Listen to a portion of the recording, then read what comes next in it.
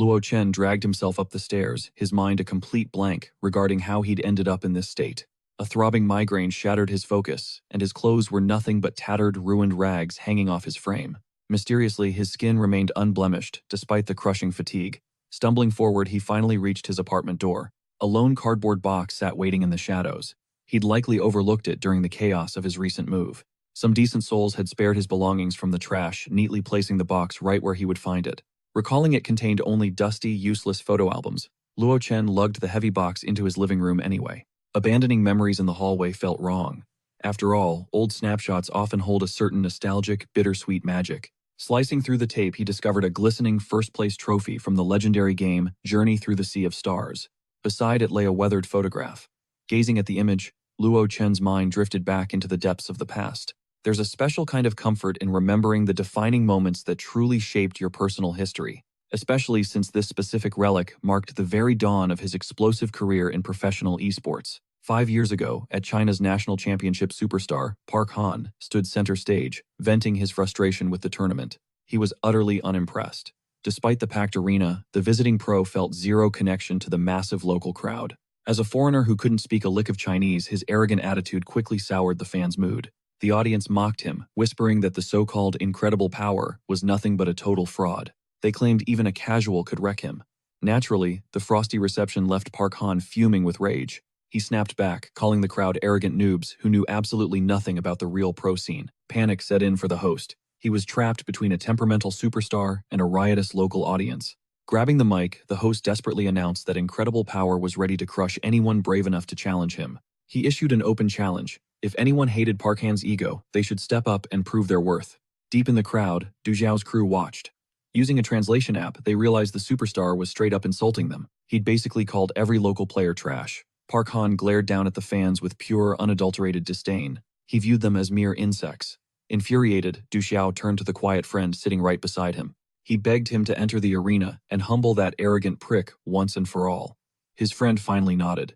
The deal, 2 free meals at a fancy restaurant. With the bargain struck, the mysterious youth rose to accept. Meet freshman Luo Chen. Since he looked like a total greenhorn, the skeptical crowd didn't give him a ghost of a chance. Park Han scoffed, mocking the kid for severely overestimating his meager skills against a seasoned world-class professional. Sliding on his headset, Luo Chen's only goal was to end this quickly so he could grab dinner in peace. Unknown to them, he attended a legendary esports academy that churned out the world's most elite pro gamers. As the underdog representative for China took his seat, the air in the arena grew thick with electric anticipation. The duel ignited. Flexing his ego, Park bypassed standard settings, jumping straight into high-tier S-rank mechanics immediately. It was a total power move. Now the burden fell on Luo Chen to select his own tactical arsenal. Facing a pro, the young freshman had zero intention of playing it safe with bottom-tier C-rank builds. Failure wasn't an option. Suddenly, Park unleashed a devastating pillar of fire, aiming for a quick, brutal finish. With godlike reflexes, Luo Chen danced around the inferno, leaving the superstar Park completely stunned and speechless. Sweating bullets and visibly shaken, Park attacked again, only for Luo to vanish and deliver a blinding counterstrike. With one surgical slash, Luo obliterated his opponent's core. Then, like a glitch in the Matrix, he did it again. Park respawned with a defensive bot, but Luo Chen tore through it instantly. Another terrifyingly clean one-shot kill. Park's avatar erupted like a New Year's firework display. The superstar was now drowning in a sea of humiliation. The script had flipped entirely. Instead of a slaughter, Park was the one being farmed like a common mob. After the 5th consecutive massacre, Luo Chen rose nonchalantly, stating he was done because his stomach was growling. The host stood agape, praising Luo's insane combat prowess while wondering where this hidden monster had come from. He'd never appeared on any pro rankings. Shockingly, the youth confessed that today was literally his first time playing. At just 18, he'd only joined a gaming club yesterday. Before that, he didn't even know how to play. The arena exploded in absolute chaos. Fans roared, hailing the birth of a new genius as 1,000 thumbs up filled the air. The crowd roared for the underdog, witnessing a total eclipse of the old guard. A fresh monarch had just claimed the arena throne. The stadium shook as Chinese esports found its savior. Lu Chen stood there, grinning wildly at his comrade's massive victory. He whipped out his phone to capture the magic feeling, the electric pulse of history in the making. This was that legendary shot. It was the kickoff of a legendary career, while the defeated Park Han vanished from the scene, shattered by the loss. Fame followed Lu Chen everywhere as he conquered the world of the hit game Sorrow. Rebranded as Dust, he unleashed a reign of terror, absolutely crushing the national pro circuit with zero mercy. Before long, he hoisted that same coveted trophy high, marking his very first championship title within the world of sorrow. Their first direct clash arrived in the grand finals. Two absolute titans collided, fighting for the ultimate crown of sorrow's greatest player. No one could call the winner of this showdown. Forget cheap gimmicks. This was a pure test of raw skill. Just cold steel against pure reflex. Seeing pros of this caliber go all out was an absolute adrenaline rush. He unleashed the devastating red dragon flame, sending the stadium and the casters into a total frenzy of hype. A lesser player would have been deleted instantly, but for these elite gods, the true carnage was only starting. Lu Chen deflected the strike with icy composure, staring down his foe as he prepared to deliver his own retribution. Gripping his pro-grade blade, the youth prepared to trigger the legendary and lethal mountain sword dance technique. Lu Chen's flawless execution of that insane high-tier skill left the entire world speechless. His velocity and raw impact were terrifying, as the combo counter ticked upward at a dizzying, relentless pace. Winning wasn't enough. He aimed to shatter the world record and assert his dominance as the ultimate apex predator. The dance dealt catastrophic damage, the combo meter soaring higher with every heartbeat. He wasn't even close to stopping. Lu Chen's onslaught intensified, violently cracking his rival's final line of defense. Luan stood no chance. Lu Chen unleashed a staggering 250-hit combo that left everyone in awe. The verdict was indisputable. Right then and there, the world bore witness to the birth of a new esports legend. A historic record was shattered in plain sight, yet it was obvious this beast hadn't even hit his ceiling. Everyone hailed Lu Chen as the GOAT. Looking back, that was the one and only time he ever faced Luan officially. Organizers even engraved his insane combo count right onto the trophy to immortalize the achievement. Still, the community knew they were only seeing a fraction of what this monster was truly capable of. His record-shattering streak secured Lu Chen a permanent spot in the Hall of Fame, cementing his name in gaming history. He was the youngest inductee ever, a permanent fixture on every headline, until the cruel reality of fate struck him down. Now those glorious days are just fading echoes of the past. Lu Chen often reminisced about the pure joy of winning. Those memories feel bitter now. One horrific accident split his world in two, leaving a permanent scar on his soul. Doctors claimed he was healing, saying he was physically fine after that brutal crash, but that was a total lie. His nerves were fried. He was cursed with a 3-second reaction delay, a death sentence for any professional gamer. He looked normal in everyday life, but his elite processing speed, the core of his genius, was completely gone. Predictably, Lu Chen's ranking tanked. The former king was being erased from the Hall of Fame he once ruled. His fall from grace made his rivals celebrate. Lu Chen knew it wasn't their fault. It was just a cruel twist of fate. He accepted it was just how life worked, but that didn't stop the soul-crushing weight of his new reality. He became a ghost, avoiding the toxic pity of others, while secretly clinging to the impossible dream of his comeback. Post-accident, the legend was a joke. Low-tier scrubs who wouldn't have lasted a second against him now mocked his skills. Yet he couldn't blame them for their arrogance. In sorrow, only results mattered. They judged him by the present. To them, he was nothing more than a useless bottom-tier weakling. To end the constant humiliation, Lu Chen decided his only choice was to walk away from the game forever. He quit without a word. No one stopped him. He eventually found himself at the ancient Sword Guild's majestic fortress. The once grand palace was now a crumbling ruin.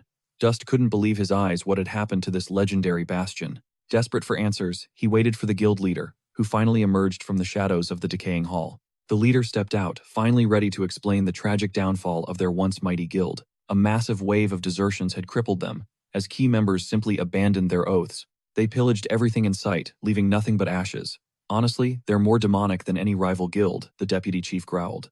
No need for concern, I've got this handled. With a heavy heart, the youth clicked withdraw on his guild application. Guilt gnawed at him. He felt like dead weight to his comrades. He prayed that by vanishing from the picture, their predators would finally leave the guild in peace. But she wasn't having it, calling his logic total cap. Her hand dropped onto his shoulder, steady and firm. He wasn't just anyone. He was a founding pillar of their legacy.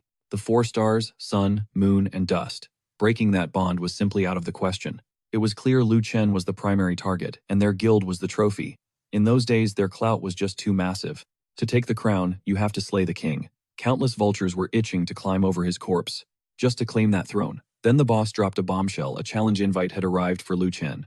He suspected Chaos of Candlelight was behind it, but he planned to ghost the offer entirely. In his current wrecked state, victory was a pipe dream, the deputy head admitted solemnly. The gauntlet was thrown officially, and there was absolutely no backing out now. Plot twist. The Dragon Candle big shots suddenly pulled their request out of nowhere. Then they dropped a public apology. Lu Chen was shook. This made zero sense to him.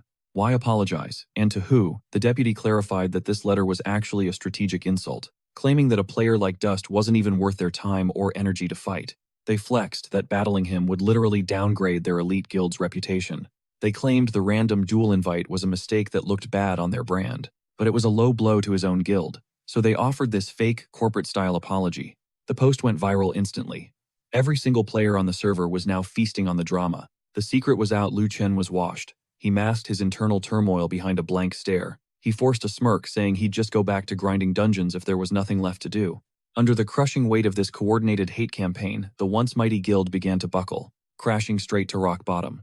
Just like that, Lu Chen's legendary pro-gaming career was flatlined. He and the boss torched 7 dragon medals in a final act of defiance. Then he purged his account forever. It was their middle finger to the system. But once the screen went black, a hollow void remained. He figured he'd kill time on the PC before crashing.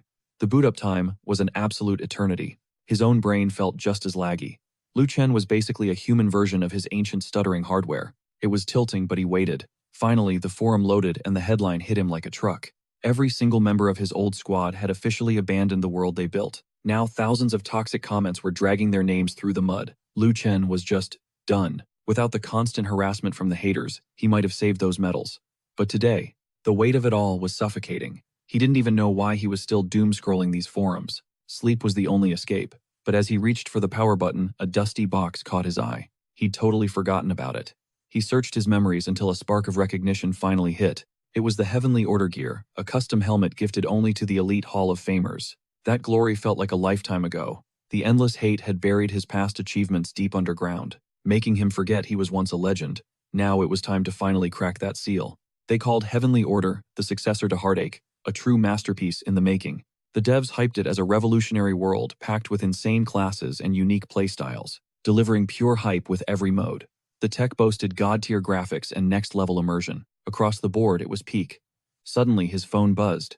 It was his ride-or-die Du Shisan, the only guy who'd call this late. Shisan was freaking out because Lu Chen had gone totally dark online. No texts, no calls, no presence. His buddy just needed to know if he was still alive. Lu Chen sighed, telling him he was retired for good and wasn't touching another game. He dove into the game Heavenly Order despite his friend's desperate hope for a swift comeback. Doja-san tuned out the noise, remembering that Lucien never retreated. Lucien struggled to admit that currently, he felt like a total failure, but his friend shut down the negativity and stormed over. Threatening him with a brick, he reminded Lucien he was the rookie who crushed elite pro Park Han. Giving up now, unacceptable Doja-san unleashed a storm of brutal, unfiltered truth. He roared that when you're mocked, you bite back. Their 5-member guild had just dissolved. Were they really just pathetic quitters? Lucien listened, every harsh word striking a deep chord. The truth stung, but the relentless public dragging had left his spirit completely drained. Broken, he confessed. His mind was a total blank. Day after day, the toxic harassment continued. As his friends fled the game, Lucien endured the torment alone. Doja-san was reaching his limit. He wanted to shake some sense into him. Only the phone line prevented a physical showdown. Finally, Doja-san spat out his disappointment, branding Lucien a total coward. The insult crushed Lucien like a mountain. Life was already a wreck, and now this. His best friend, his biggest believer, was turning away. Memories of his pro debut flashed. That match was pure adrenaline. He'd been hailed as the king, the ultimate champion. Then came the downfall, public hate, a dead guild, and the weight of massive disappointment. He cherished his comrades, yet he was the only one who had tasted the peak. He couldn't rot in the dirt forever. Doja-san was right. Lucien donned his gear ready. Heavenly Order would be his forge of rebirth. He engaged the system, soul surging into data. He felt adrift in a digital ocean. The sheer realism of this virtual reality tech was insane. It was like landing on an alien world. Welcome to the Temple of Guidance. Standing in a colossal hall as the world rendered, every sensation felt terrifyingly real. He had truly crossed over. Even the ancient columns felt cold and textured. Suddenly a voice echoed through the chamber. Welcome to your destiny, Lucien. A system spirit materialized, looking like a digital Wendy from Neverland. She announced his eligibility for the Region Z Hall of Fame. Prestige awaited. With elite privileges on the line, he needed a new identity. What name to choose? Using his real name was suicide. A new handle would symbolize his resurrection. He chose Broken Spear Sinking in Sand. A goofy name maybe, but unique. At least no one would suspect it was him. Lucien laughed, a spark of fire returning. He would sharpen his blade and reclaim his throne. The name held a poetic weight. The spirit was baffled by his outburst. Confused, she asked if he was ready for a class. 10 professions appeared, standard choices for a high fantasy world. Swordsman, archer, mage, or healer. Lucien weighed his future carefully. Should he be a swift cavalier or a juggernaut of pure destruction? Perhaps a long-range sniper. The tactical possibilities were endless and overwhelming. Every path had its price. Ultimately, he returned to his roots, the warrior. Suddenly, a system alert popped up. The hardware was initiating a blood sync scan. A needle emerged from the helmet. This was definitely not standard procedure. Before he could flinch, a sharp sting pierced him. The extraction had begun. The device analyzed his DNA while a full-body biometric scan commenced. Heart rate, temp, and pressure were all half of normal human levels. Impossible. Fear surged as his vision bled red. Was his expensive helmet malfunctioning? Agony tore through him. Crimson flashes seemed to rip his very soul apart.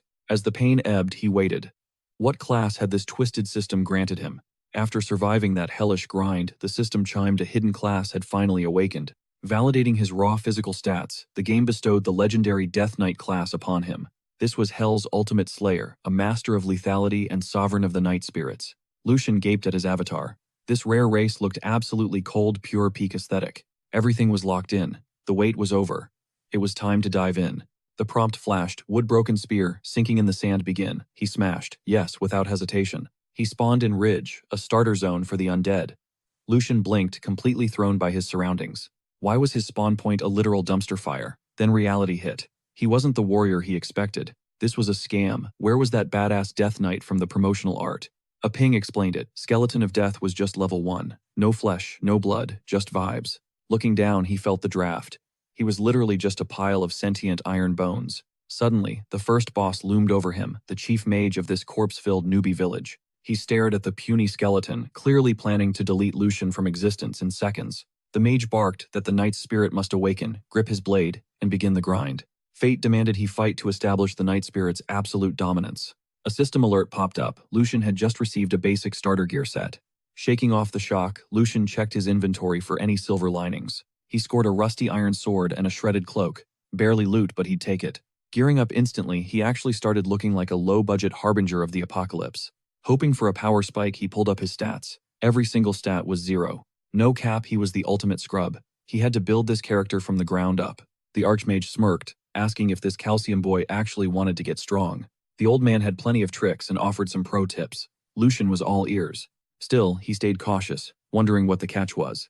The mage then dropped a quest. Since Lucian was literally skin and bones, he accepted the big-eared rabbit hunt quest. Mission: slay 20 rabbits and harvest 5 bundles of coarse wool from their paws. Returning with the loot meant a reward. Easy experience, even for a level 1 skeleton. Or so he hoped. Lucian marched toward the carrot meadows, where the targets grazed. The fluffy monsters were busy munching when Lucian suddenly charged into the fray. He landed a heavy strike.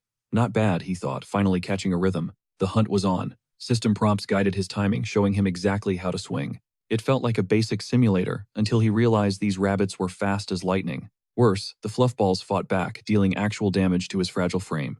An alpha rabbit drop-kicked his skull. Lucian felt his vision go dark instantly. His timing was off. He needed to strike earlier to negate the server lag. A fresh target spawned. The skeleton readied his blade for a lethal interception. But the bunny had high IQ. It vaulted mid-air using his sword as a springboard. Lucian swung wildly, but he was hitting nothing but air while getting stomped by rabbits. One look at his HP told him he was about to get booted from the server. Then it clicked. It wasn't rabbit speed, his own ping had finally stabilized. Just as things looked up, the world's best swordsman respawned after being executed by bunnies. Lucian prayed his friend Dushi-san never found out.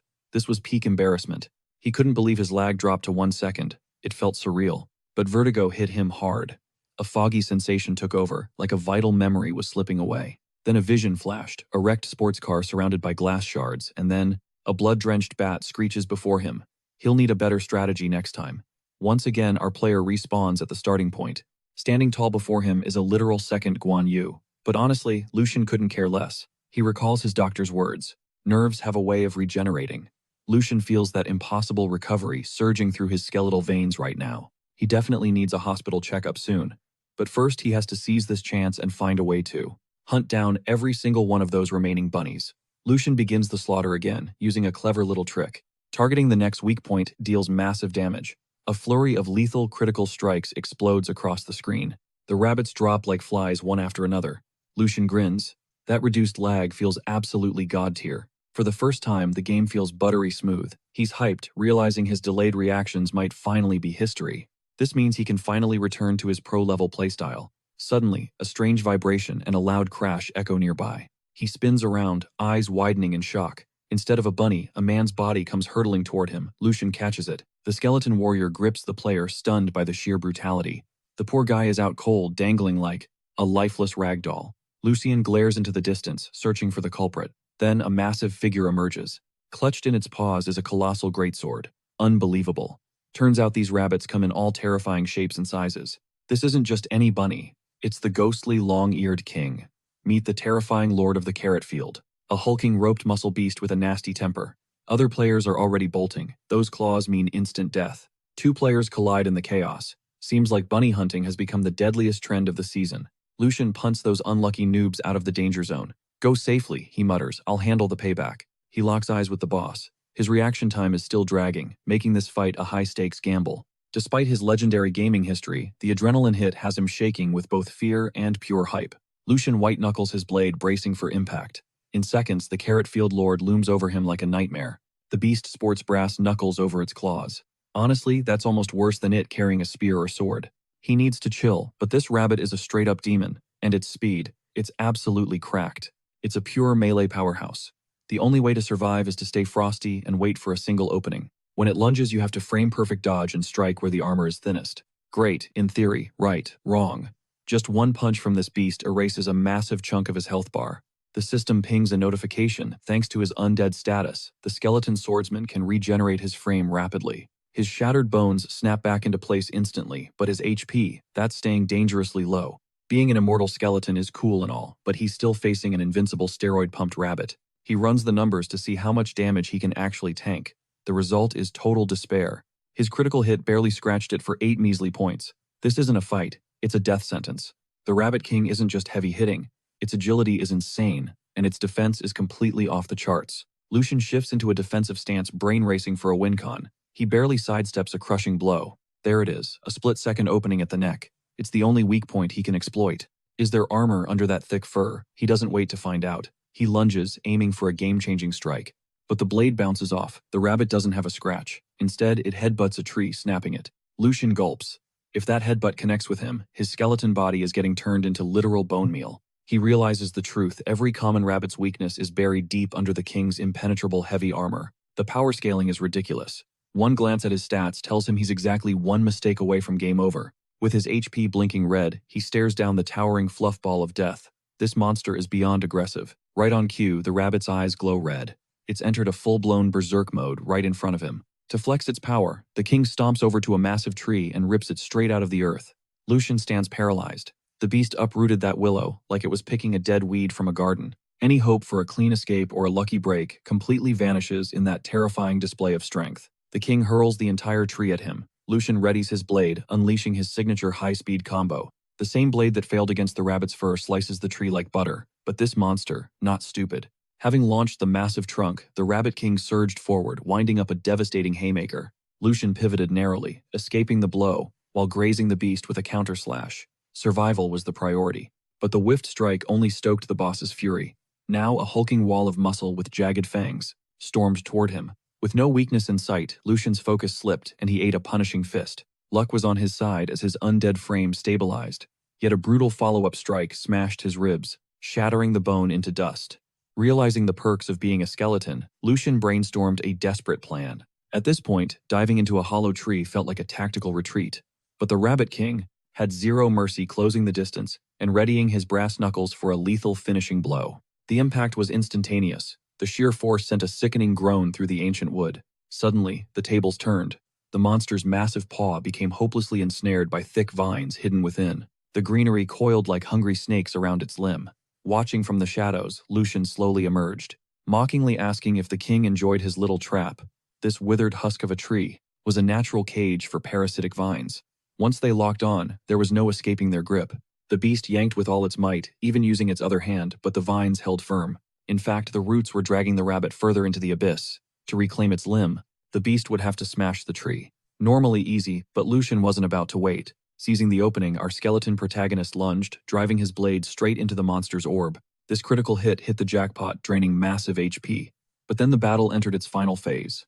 As the Rabbit King went berserk, his attack stats skyrocketed, though his defense crumbled in his fury. Blinded and delirious, the king's precision vanished, leaving him swinging wildly at shadows and nothingness. Lucian methodically landed crit after crit.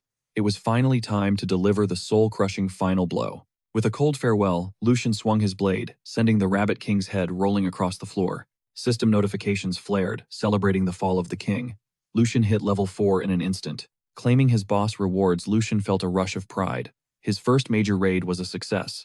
Time to check the loot. He had secured a glowing great-eared breastplate, a rare find for any newbie. The armor buffed his HP significantly.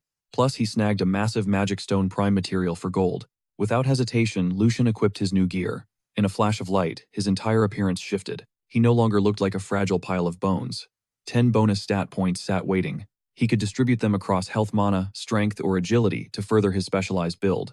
Strategizing his growth, he noticed the breastplate already covered his survivability and defensive needs, so he dumped every single point into pure strength. For a skeleton swordsman, raw power was meta. His build was scaling perfectly. However, he suddenly realized he had forgotten one crucial detail: to harvest the quest items. After finishing the tedious gathering, he returned to the novice village. Seeking out the archmage, Lucian presented his results. The legendary wizard was impressed by the undead rookie, showering him with EXP, copper, and precious reputation. The rewards were absolutely sweet for the grind. Thirsty for more, he accepted a medium difficulty hunt: exterminate the emerald mantis in the deep woods. The mission: slay 100 mantises and harvest their razor-sharp blades for the chief mage's collection. Before heading out, Lucian requested healing supplies to endure the upcoming long-term monster grind. Luckily, the chief mage doubled as a merchant. The wizard stroked his beard with a curious look, noting that night spirits must be versatile. "So, little skeleton, how do you intend to pay?" He began appraising the boss's magic stone, nodding as he confirmed its exceptional purity and value. At 1,500 copper coins, the payout was massive, fueling Lucian's ambition for the next quest. Eager to gear up, Lucian inquired about his stock. The mage smirked, offering a premium selection. He presented options that would keep Lucian's bones intact. As the transaction closed, the mage smiled. Waving goodbye, though, Lucian felt the sting of his empty wallet after buying 20 expensive potions. Settling those messy affairs left him hungry for a real payday. Lucien geared up for his next mission, venturing deep into the forest of morning light. A jagged warning sign loomed ahead, marking the mad dragon's lethal territory, making any border crossing a death wish. Our hero hesitated, weighing the legend of the dragon against the risk of an illegal entry. But as a literal skeleton, human laws were basically irrelevant now. Just a few steps into the forbidden zone, 2 frantic players suddenly burst through the dense shadows thicket. Intrigued, he trailed them. These guys were sprinting for their lives, lungs burning and faces pale with pure terror. One brother gasped about a hidden pursuer, while the other screamed at him to keep his eyes forward, urging him to find another gear. Lucien observed the chaos, puzzled by their presence in this danger zone. Suddenly spotting a skeleton blocking their path, the players realized they were utterly cooked. Trapped between a night spirit and the mad dragon, they trembled, wondering how they could possibly survive. Shaking with fear, they chose the lesser of two evils, aiming to take down the level 5 skeleton, confident they could easily overpower such a low-tier mob. But in that heartbeat, everything changed. A whistling arrow tore through the air, burying itself in one brother's spine, as blood sprayed everywhere. The second brother stared down his own death, but a skeletal hand snatched the lethal projectile mid-air, stopping it inches from his eye.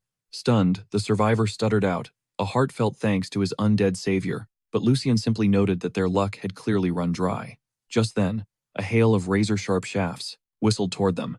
They were lightning fast, yet their trajectory was painfully predictable to a pro like Lucien. With his god-tier reflexes, he danced between the streaks of death, rendering every single shot completely useless. The sniper, known as Mad Dragon, unleashed hell, yet his target moved like a ghost, evading every attack. Frustration boiled over as every arrow missed. He couldn't believe a mere bag of bones was acting like some grand hero. But Lucien wasn't just playing defense, he was rapidly closing the gap, effortlessly parrying a devastating blood explosion ultimate.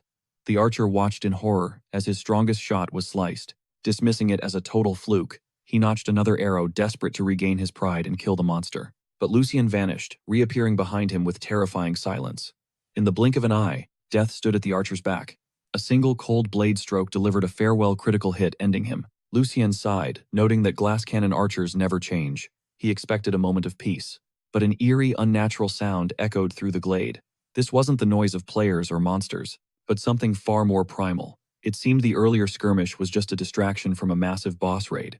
Melting into the shadows, Lucien observed the unfolding chaos. He'd stumbled right into the eye of the storm, caught in a massive net of conflict. High in the ancient canopy, a shadowy figure overlooked the carnage, monitoring the brutal clash below.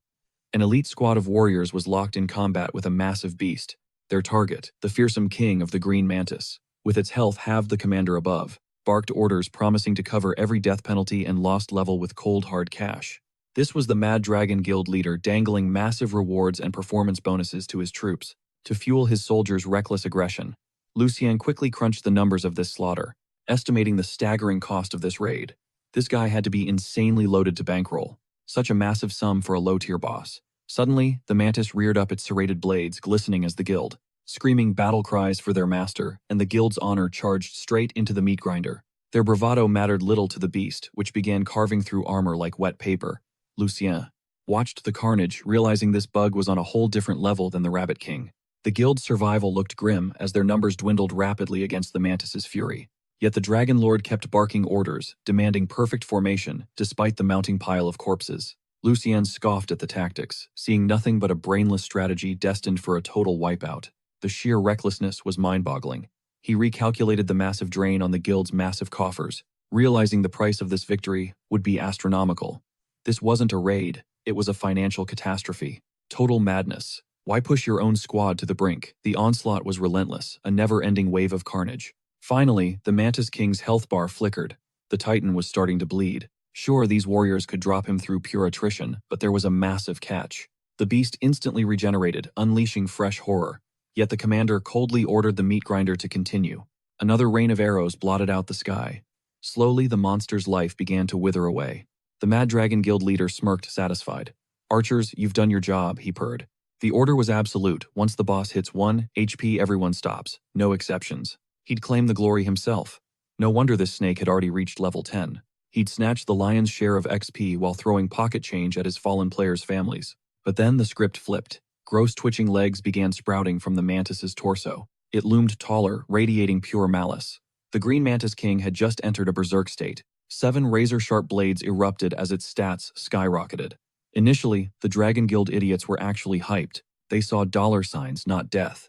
The squad realized this was a golden opportunity. More deaths meant fatter checks. They swarmed the beast, desperate to chip away at its health. Human lives were just numbers now. Seconds later, the mantis's HP plummeted toward the danger zone. "Keep dying," the leader barked. "Spend your lives so I can take the final trophy." The tension peaked as the boss hit a measly 3 HP. It was now or never. Lu Chen and the guild leader both lunged. The leader's spear whistled through the air like a missile. He was already gloating, convinced he'd timed this legendary kill to perfection. But standing over the mangled boss was a lone skeleton. "Who the hell are you?" the leader spat. He was fuming. He'd burned a fortune on this raid and wasn't about to share the loot. Lu Chen just shrugged. "Just a traveler taking the scenic route," he countered coolly. "And maybe I'm here for some justice for the guys you just sent to respawn." "Drop the hero act," the leader growled. He knew this bone man had been camping in the shadows. He knew the skeleton wanted that first kill. Lu Chen claimed he was just cleaning up the trash. Naturally, he didn't mention his plan to personally execute the Green Mantis King. Suddenly, the boss lashed out. Lu Chen danced away narrowly, avoiding a massive bone-crushing claw. Seeing his opening, the dragon leader decided to delete the intruder once and for all. His spear nearly split Lu Chen's skull, a fatal error that demanded an immediate, brutal counterstrike. Lu Chen parried and drove his blade home. "Practice more," he whispered. "Money can't buy skill." The leader was losing it. He couldn't believe a random skeleton was jacking his hard-earned loot. Lu Chen knew a manhunt was coming. He had to finish this, and he had to do it fast. He turned his gaze back to the trembling Mantis King. Time was running out. "Don't worry," the skeleton murmured. "You're next." He forced the king into a weakened state. After that, deleting those final few HP points was as easy as breathing. The king fell spear, sinking into the sand. But instead of rewards, the system flashed a warning. "Vital signs, critical. Forced logout initiated. Your progress and loot have been successfully secured." Lu Chen blinked back in his room, rubbing his neck. Why the hell was he kicked offline? The system's cryptic warning didn't make sense. But then a frantic pounding shook his door. Who could be banging on the door in the middle of the night? It was completely baffling. He swung it open to find his friend, looking like he'd just escaped a horror movie. Du Shushan was a nervous wreck because Lu Chen hadn't answered a single text or call. But as Shushan looked at his friend, his face drained of color. He looked absolutely petrified. Shushan couldn't even speak. He just pointed and screamed, "Zombie! Someone help! It's a zombie!" Lu Chen tried to calm him, clueless that his own face was already starting to decay. Those markings looked exactly like the rot on a corpse. Ducha-san shoved his phone forward, forcing his friend to face the horror. The zombie mystery was spiraling out of control, leaving Lucian paralyzed by a wave of pure, unadulterated terror. Baffled by the sudden discoloration, Shushan delivered the grim truth: these spots only belonged to the lifeless dead. They were spreading with terrifying speed. They had to reach the emergency room immediately before his time ran out. In the dead of night, Lucian desperately argued that this couldn't be actual post-mortem staining, but a sudden, agonizing migraine struck like a lightning bolt, paralyzing his body instantly. He couldn't even flinch. Violent convulsions seized his limbs as they finally arrived at the city hospital's emergency ward. The chief physician, Ducha-san's father, confirmed the unthinkable livor mortis. He immediately ordered a full blood panel. Following a battery of intense examinations, the laboratory results returned, and they were hauntingly bizarre. The data defied every known law of biology. The boys watched with bated breath as the mystery deepened. Facing the inexplicable, the doctor struggled to find the right words to describe the nightmare on the screen. A massive, unidentified virus was colonizing Lucian's bloodstream, a phenomenon that shattered all medical understanding. Calling it a zombie virus felt like a reach, yet the evidence was chillingly impossible to ignore. Most strangely, the pathogen wasn't destroying cells. It was aggressively rebuilding and repairing his damaged tissue. But this hyperactivity came with a cost. The sheer volume of viral cells was clogging his entire circulatory system. His blood flow ground to a crawl, pooling ominously just beneath the surface of his skin. Instead of circulating normally, the stagnant blood was creating the gruesome appearance of a week-old corpse. To make matters worse, the doctor realized his pulse was steadily fading into a ghostly rhythm. Once the flow stopped completely, Lucian would officially become a dead man walking. Thankfully, modern technology offered a sliver of hope through artificial circulation to keep his body functioning. A CT scan was the next step. They needed to see what other horrors the virus had unleashed internally. The doctor probed for the truth, asking if Lucian had experienced any supernatural or strange phenomena recently. Lucian thought of the impossible strength he used on those locked doors, but he kept his secrets buried. He claimed everything was normal, even as an alien virus mutated within his very marrow. Haunted by the unknown, the group made their way toward the cold, sterile CT imaging suite. As the machine whirred, Ducha-san pulled his father aside, whispering his deepest suspicions about Lucian's behavior. Did the boy know the true cause? Was Lucian hiding the catalyst behind this monstrous transformation? The doctor suspected Lucian's mind was shielding him, erasing the traumatic memories of whatever had truly happened. It was likely a psychological blackout, PTSD, burying the most terrifying moments of his past. Mathematically, Lucian should have suffered a fatal stroke by now. His survival was a biological miracle. Despite the grim prognosis, he looked disturbingly healthy. Shushan's heart broke for his best friend. The weight of the situation crushed Shushan. He couldn't understand how his friend had become this medical anomaly. Sliding into the scanner, Lucian drifted into a hazy slumber bathed in a strange, comforting warmth. Peace finally found him in the machine. Meanwhile, the doctor stepped out, leaving his son on guard. But silence was shattered by a blood-curdling scream. Ducha-san had seen something that defied all logic. Dr. Du Jonglin sprinted back, roaring at his son to keep his composure within the hospital. Shushan ignored the scolding, trembling as he pointed toward the patient. "Dad, you need to see this." Lucian looked completely normal. The deathly spots had vanished into thin air, leaving the doctor stunned. Lucian woke feeling revitalized, mentioning a strange heat that had radiated during the entire scan. The exhaustion was gone. Stunned, the doctor gripped Lucian's face, searching for any trace of the decay. It was mind-blowing. His skin was vibrant and healthy again. The biological nightmare had simply evaporated. His pupils were clear and his complexion was flawless. It was a total medical impossibility. Could the X-ray radiation have triggered a recovery? Dr. Du began to rejoice like a child. He practically danced around the office. The corpse spots were history, leaving no evidence behind. Finally, calming down, the doctor barked a new order. They had to return to the lab immediately. Time for another blood draw. 3 endless hours of medical torture had already pushed him to his absolute limit. The testing was relentless. Even a pro athlete would have been completely wiped out by this grueling marathon. Lu Chen felt like a squeezed lemon. It was as if the docs were prepping to dissect him like a lab rat. Shu San felt for his bro. He never expected his old man to drain enough blood to fill a swimming pool. Experiment mode on. The doctor confirmed that X-ray radiation was actually slowing the virus's deadly crawl. But the lab nerds were still hunting for the perfect wavelength to keep the treatment from backfiring. They forced a mystery liquid down Lu Chen's throat and tucked him in since the guy was a total wreck. Shu San hauled him home before hitting the store. Meanwhile, Lu Chen stayed on the couch inspecting his own body. No scars, no mutations. He looked perfectly fine despite the severe phase the doctors were panicking about. Shu San burst back in with the groceries hyped about a mystery baddie he'd spotted in a lit sports car. She was parked right outside with a massive unit of a bodyguard. Of course, Shu San snapped some low-key pics. He flexed the photo of the high-end stranger and her ride. Lu Chen took one look, and his heart stopped. She was a total 10, but her bodyguard looked like he was ready to smoke anyone who breathed too loud. The guard was on high alert. Lu Chen squinted at the photo, analyzing every detail of the menacing man. Realization hit like a truck. This was the boss memories flooded back as the mental chains finally snapped. Everything from that night returned: the mysterious infection, the crazy symptoms, and the nightmare he'd survived. It was that fateful first night, right after his legendary clash with the boss inside the game. The truth was insane. Lu Chen had actually died. And the girl, it was none other than Hai Yue, the cold-blooded leader of the Soul of the Ancient Sword Guild. But he had zero time to explain the lore. Knock knock. A voice thundered from the hallway, announcing that Hai Yue had officially arrived. Shu San caught a majorly bad vibe. He turned to his friend, wondering what kind of mess he'd stepped into. He asked about the previous night, but then figured if they were besties, it wasn't a total emergency. He decided to just let her in for a face-to-face. Shu San's hand was inches from the doorknob. "Don't!" Lu Chen screamed, lunging across the room in a desperate attempt to stop the door from opening. Opening that door was a death sentence. Shu San already had the knob, annoyed by the aggressive pounding. He was ready to complain about the early morning wake-up call, but in the next second, the door flew open. Hai Yue shoved him aside like trash and stormed into the apartment. She started screaming for Lu Chen. Shu San just stood there, totally simping over the stranger's unreal beauty. With his jaw on the floor, he watched her scan the room. "I heard his voice," she demanded. Shu San tried to cap, claiming she had the wrong address and that no Lu Chen lived there. She completely ghosted his words. Hai Yue began tearing the apartment apart room by room. She was on a mission to find him no matter what. She kicked open the final door and stepped inside. Lu Chen was literally sweating in the closet.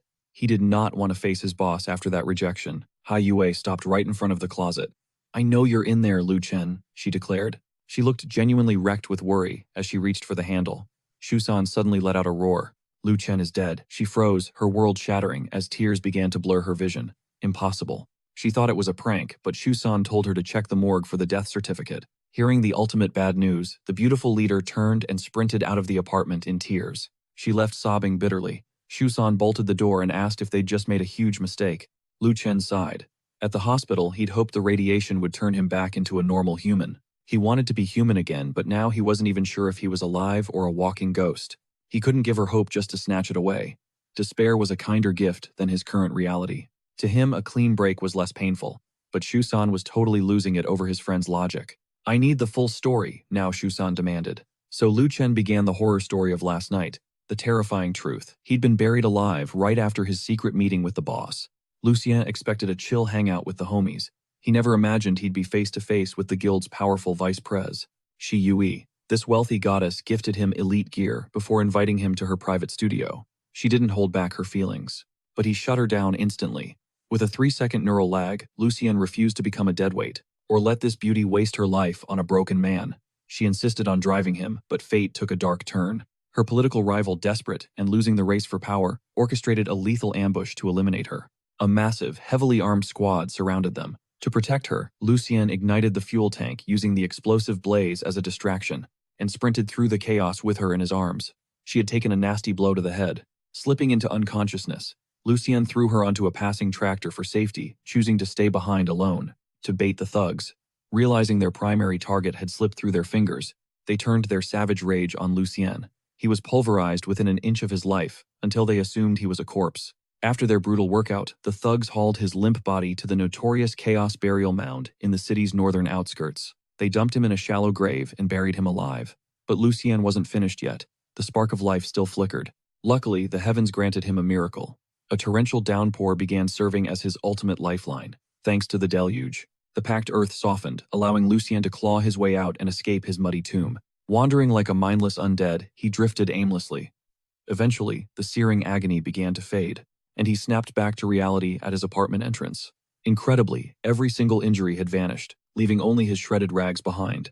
It seemed he'd been infected by a mysterious massive virus, while underground kickstarting a supernatural recovery. Or maybe, just maybe, he'd contracted a dark zombie plague from the soil.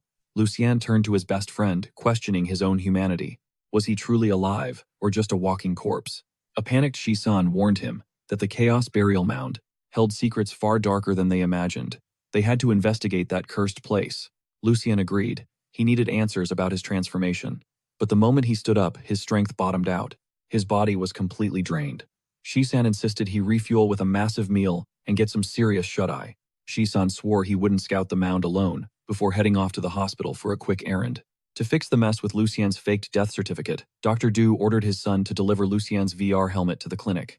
Lugging the helmet into his father's office, Shisan was stunned to find a council of legendary elders waiting. Back at the flat, Lucien sat alone. He grabbed a pen and paper, desperately crunching the numbers on his bank account. His gaming earnings used to be pocket change, but now he needed serious stacks to support his retired old man. He was drafting a survival budget when the click of the front door interrupted his thoughts. Shisan was back. Lucien walked out to greet him, only to find his buddy standing there, surrounded by a mountain of luggage and suitcases. Without even asking, Shisan dropped a bombshell. He was officially moving in. Lucien pointed out the one-bed situation, but his friend didn't care. The couch was fair game. Lucien sighed, wondering if he'd really become so pathetic that he needed a full-time babysitter. Shisan laughed it off, claiming he was just tired of the solo life. But the underlying truth was obvious. Trying to chill him out, Shisan promised that Lucien wasn't checking out of this life anytime soon, and whipped out a folder of medical scans. The data showed his vitals were absolutely peaking, proving his health was back to 100%. Shisan confessed he was skeptical at first too, but after those top-tier professors ran their tests, the evidence was undeniable. He silently returned the VR helmet. He explained that the mission to decode the virus's genetic makeup had exploded in scope, forcing his father to recruit a literal army of elite medical specialists. The world's greatest healers converged. With just one phone call from these medical titans, the Chaos Burial Mound was locked down as a high-security military zone. These geniuses cracked the mound's secrets in mere hours. Deep beneath the cursed earth, they unearthed ancient Han Dynasty tombs. There's a potential link to the mysterious Yeguan, but they'll need more digging to confirm. Already, they've recovered some truly eerie artifacts.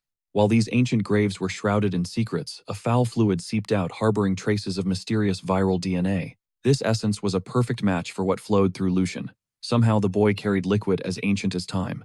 Locked within was an alien virus. Shisan confirmed the data was logged, tracing the pathogen to Lucien's own frozen remains. The infection now bore the boy's name. Honestly, Lucien thought the title sounded pretty fire, and didn't mind at all. He dove into the files while Shisan seized the moment, unpacking his gear to claim the space as his. As Shisan made himself comfortable, Lucien puzzled over a glaring hole within the provided research papers. The records listed the virus's traits, but lacked any deep analysis. Even top-tier professors have their limits, right? Cracking a mystery this big in 24 hours was impossible.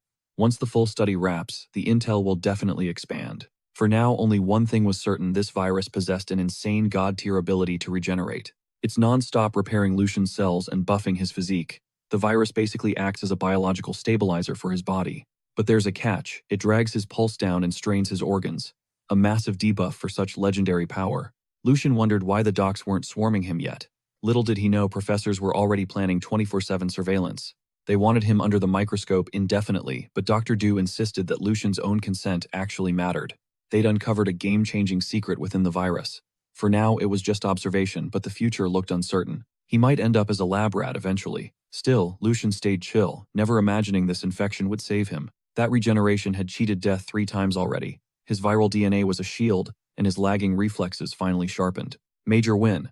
Lucien's reaction time was finally hitting the levels of a regular human being again. Shisan was hyped. He snatched up his helmet, insisting Lucien dive back into the game to test his speed. He wanted his bro to feel that rush.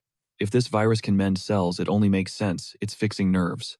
His brain's neural pathways were likely rebuilding themselves. Shisan then dropped a bomb. His dad, Dr. Du, upgraded the gear. He'd built a high-tech X-ray system straight into the player's helmet. Trial time. Lucien's high-tech helmet now beams X-rays to suppress that deadly virus. No more tedious hospital trips for daily radiation. Plus, the doctors handed him a sleek monitoring bracelet. This gear tracks his vitals instantly, keeping a constant pulse on Lucien's fragile state. It syncs live data directly to the medical team. Still, a deep dive exam is mandatory every 7 days. He snaps the device on and a crimson glow immediately circles the tech's edge. Lucien stares in awe as invisible waves pulse from the band. Pure sci-fi vibes. Is it supposed to look like that? Shisan watches his gut telling him something is off. Outside the building, Dr. Du explains the controls, stressing the dangers of that red alert. One wrong move and bam, electric shock. Shusan's face burns with pure regret. He'd totally botched the setup. This whole dangerous mess, yeah, that was on him. As Shusan breaks down, Lucien steps up, defending his buddy's hard work. Respect. The doctor promises to break it down simply later. Family talk time. For now, the pro takes the lead. This bracelet is his literal lifeline, tracking everything. Red means heart failure auto emergency mode activated. Blue, that's his lungs screaming for help. Adrenaline kicks in for blue alerts while green tracks the viral load. Lu Chen's stats, totally off scale. Shusan fumbled the initial settings, causing that brutal red line shock to trigger. It was meant to jumpstart his heart. Dr. Du promises to be there within 30 minutes. Leaving the city requires a pre-check. Lu Chen realizes he's basically on a digital leash now. Confined to the city limits a small price for staying alive. The doctors aren't playing around. They see the doc off, promising to call if things go south. Time to head back. With the helmet's X-ray system calibrated, Lu Chen is itching for a real test run. Game on Shusan asks for his ID, but Lu Chen's rocking a brand new alias. Surprise, they both changed names, on the count of 3. Broken Spear, Sinking in the Sand. That sounds way more legendary than Unparalleled Master. Shusan, however, is feeling himself. He claims the title fits him perfectly. Lu Chen just laughs time to get that client installed. Watching his friend go, Lu Chen vows to turn this newbie into a legit gaming god. Helmet on. Let's go. He's been away too long and needs to see his ranking. As the game boots, the X-ray tech hums to life. Systems green across the board. Broken Spear Sinking in the Sand has re-entered the chat, clutching the green jungle blade. Suddenly, he's surrounded a literal mantis den. How the heck did he spawn here? The blade must be the anchor. One test swing later, and a tree gets absolutely vaporized. The burrow is crawling with hungry insects. A massive, terrifying alpha leads the swarm. This blackstone steel is no joke. The sharpness is on a whole different level. A casual flick cleaves a massive trunk. With this power, he's basically an unstoppable force. Will these bugs melt under his edge? He doesn't have to wait long to find out. Perfect timing. Lu Chen unleashes a devastating critical strike. Total carnage. This weapon makes high-tier combat look like a walk in the park. It's too easy. Whoosh, a mantis lunges from the shadows, nearly catching him off guard. Ninja move. Lu Chen counters with everything he's got. The mantis survives, but its jaw is toast. Totally unscathed, Lu Chen starts a deadly dance carving through the insect horde. It's a grind, but someone's gotta do it. He looks at the bugs, they have no clue. Come at me all at once, he goads. The swarm happily obliges. They're tough, but he's Lu Chen. For a split second, the sheer numbers are chilling. A literal wave of monsters crashing in. But hey, why drag it out? Time to finish this decisively. They're all about to catch these hands. A few more minutes of chaos, and this quest is history. Victory is already in his grasp. Glancing at his window, Lucien scrutinized his updated stats. Even crippled by his past, his progress was undeniably impressive. Following the tragedy and his health crisis, a voice suddenly pierced the air, calling out Broken Spear, drowning in the sands. Scouring the shadows for the speaker, he found the undead judge, the most terrifying sovereign of the damned to ever manifest. Sealed by a mysterious contract, the entity's power remained a total enigma. Lucien prayed this top-tier beast wouldn't cause a scene. Claiming he'd tracked the immortal player, the judge unrolled an ancient scroll. With a thunderous voice, he convened the court session. As the judge's brush danced across the parchment, Lucien stood baffled. He'd clearly stumbled into some chaotic, otherworldly asylum. The judge completed his grim masterpiece and shoved it toward him. It was a bounty poster, Kill the Undead. For the head of Broken Spear, a reward of 250 coins was set. The contract, posted by a vengeful player. Dragonslayer had put a price on Lucien's head, inviting the whole world to hunt him. Fury surged through the young man. He realized Dragonslayer wanted him banned, but Lucien was determined to see who would get deleted first. Shredding the bounty into pieces, Lucien ignored the spite. Suddenly, a ping confirmed the Green Mantis quest was finally cleared. Reaching level 10 at last, he could now ditch the beginner zones and evolve his class back at the starter village. Just then, a request popped up from Unrivaled Master, who immediately grilled him about why everyone was suddenly out for blood.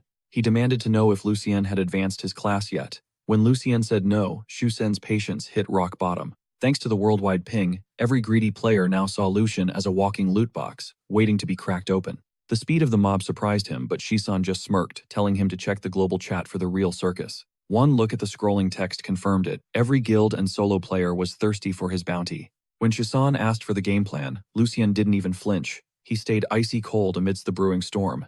Let them come. I'll give them a warm welcome. For over a year, being the prey was his only reality. Having been hunted 24/7, this routine was second nature, even if the disrespect still fueled his inner fire. To survive, he'd mastered the art of deception, often playing dead or blending in as a mindless mob to troll pursuers. He'd even used alt accounts to infiltrate enemy bases, or bunkered down inside boss dens to vanish from the map.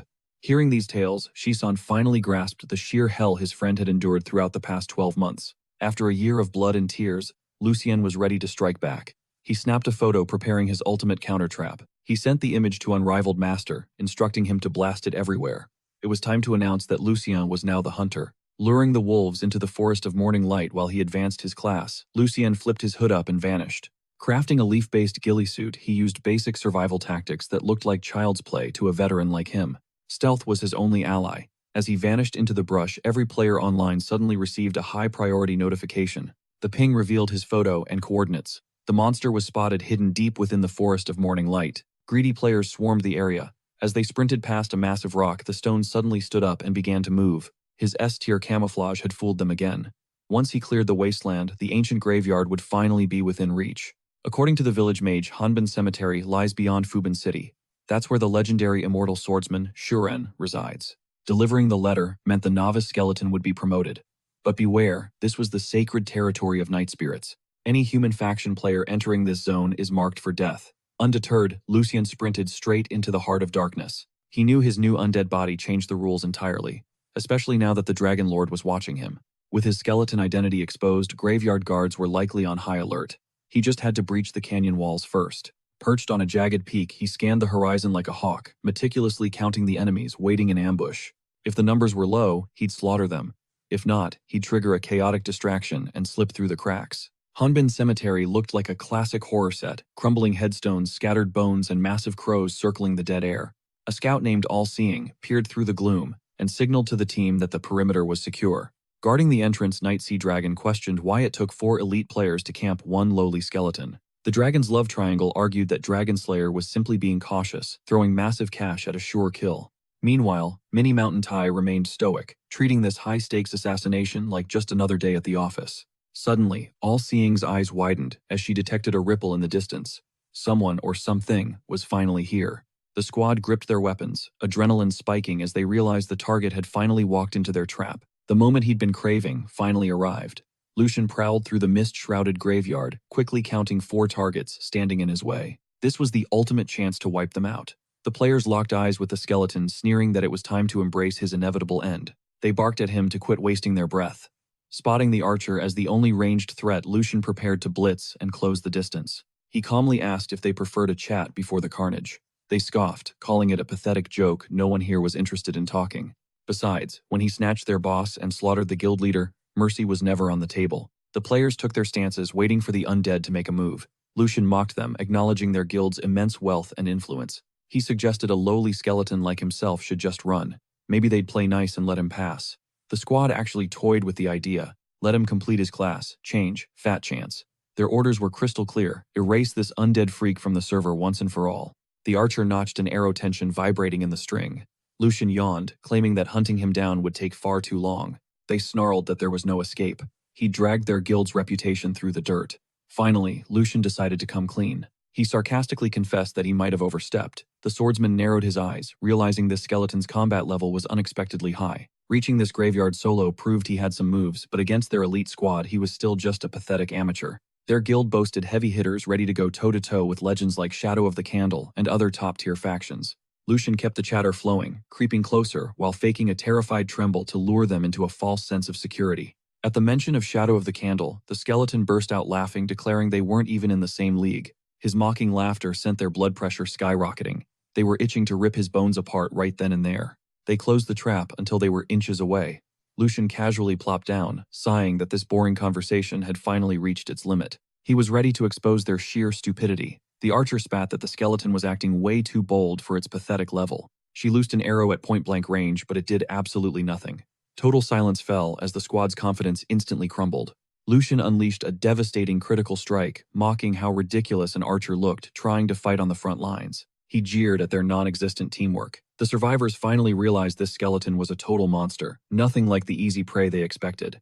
Lucien called them out for being total idiots, standing around dazed while their doom walked right up to their faces. They weren't blind, just blinded by ego.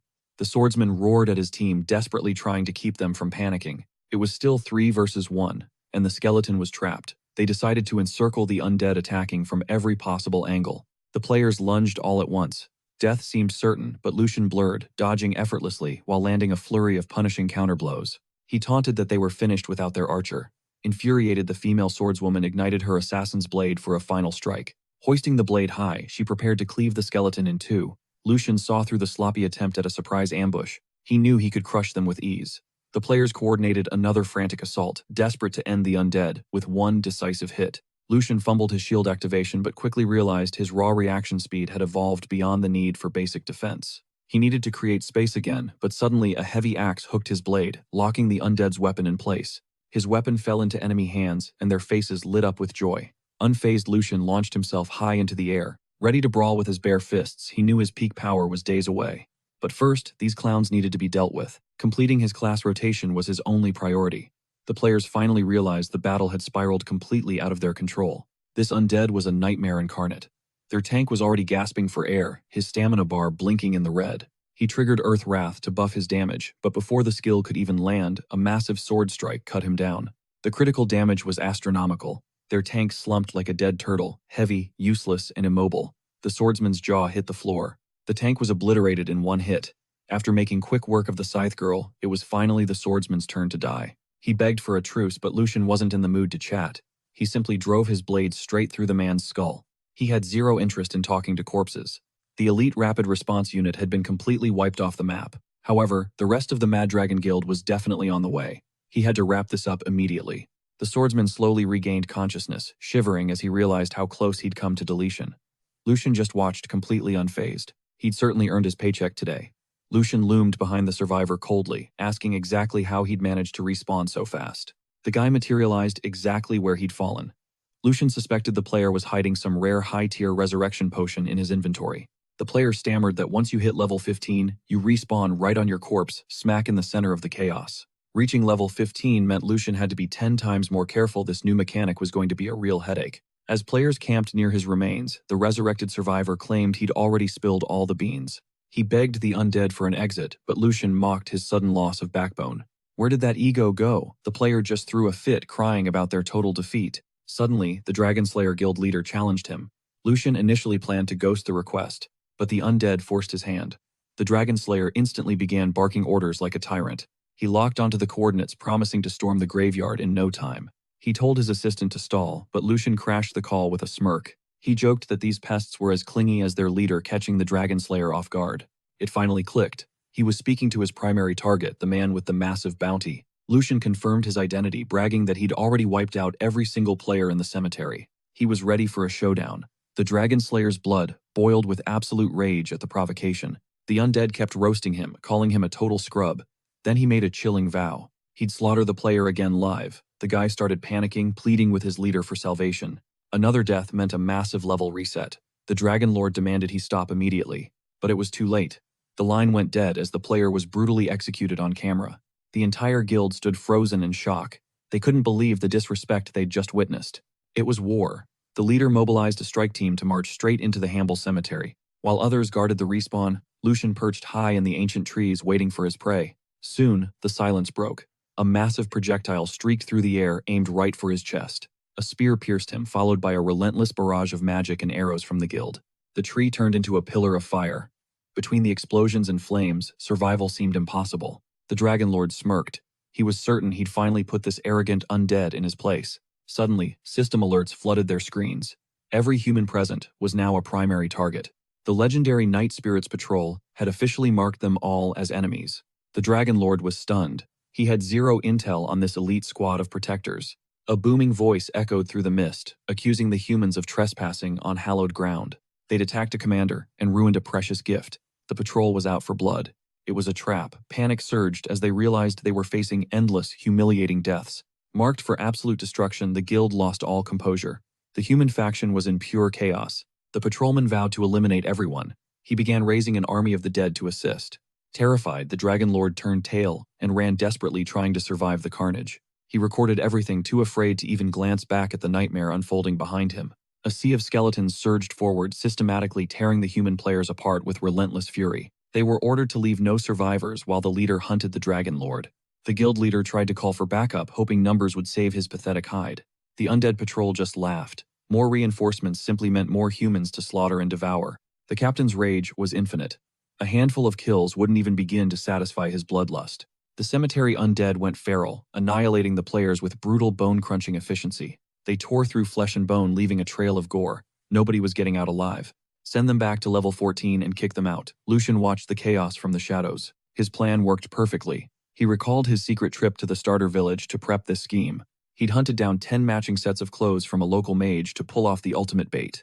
Returning to the graveyard, he'd sought out the formidable leader of the Night Spirits Patrol. He played the part of a loyal fan, calling the captain a legend among lowly skeletons. He claimed his home village produced the finest silks and offered the captain a gift from the heart. The captain instantly sensed the insane potential radiating from this fledgling skeleton. Suited up and ready, he stood tall with a cold, ruthless aura.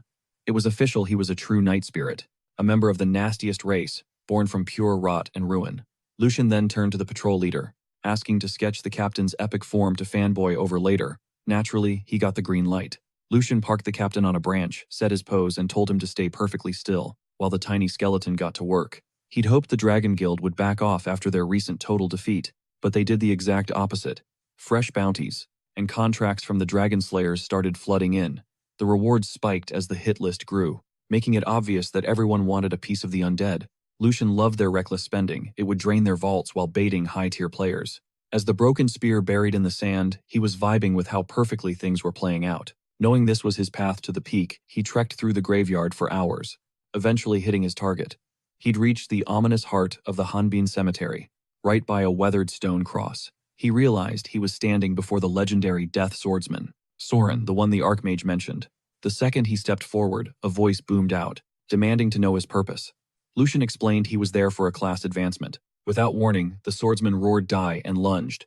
Lucian's entire body went rigid. Fearing a quick game over, he frantically whipped out the letter from the novice village Archmage. Soren paused to read. It had been ages since he'd heard from Knight Vaughn. Lucian finally exhaled. That was a near-death experience. This NPC's power level was insane. Soren finished the message, and noted that Vaughn spoke very highly of him. Impressed by the skeleton's sharp wits, he agreed to mentor the little guy. But becoming a Death Swordsman's disciple required a soul of tempered steel. Lucian was hyped that he'd actually made the cut. Soren placed a hand on Lucian's head to trigger his latent talent, chanting ancient incantations. He called upon the Lord of Death to rise, shattering all laws and awakening the lethal power within. As the chant faded, our hero waited with bated breath to see his new reality.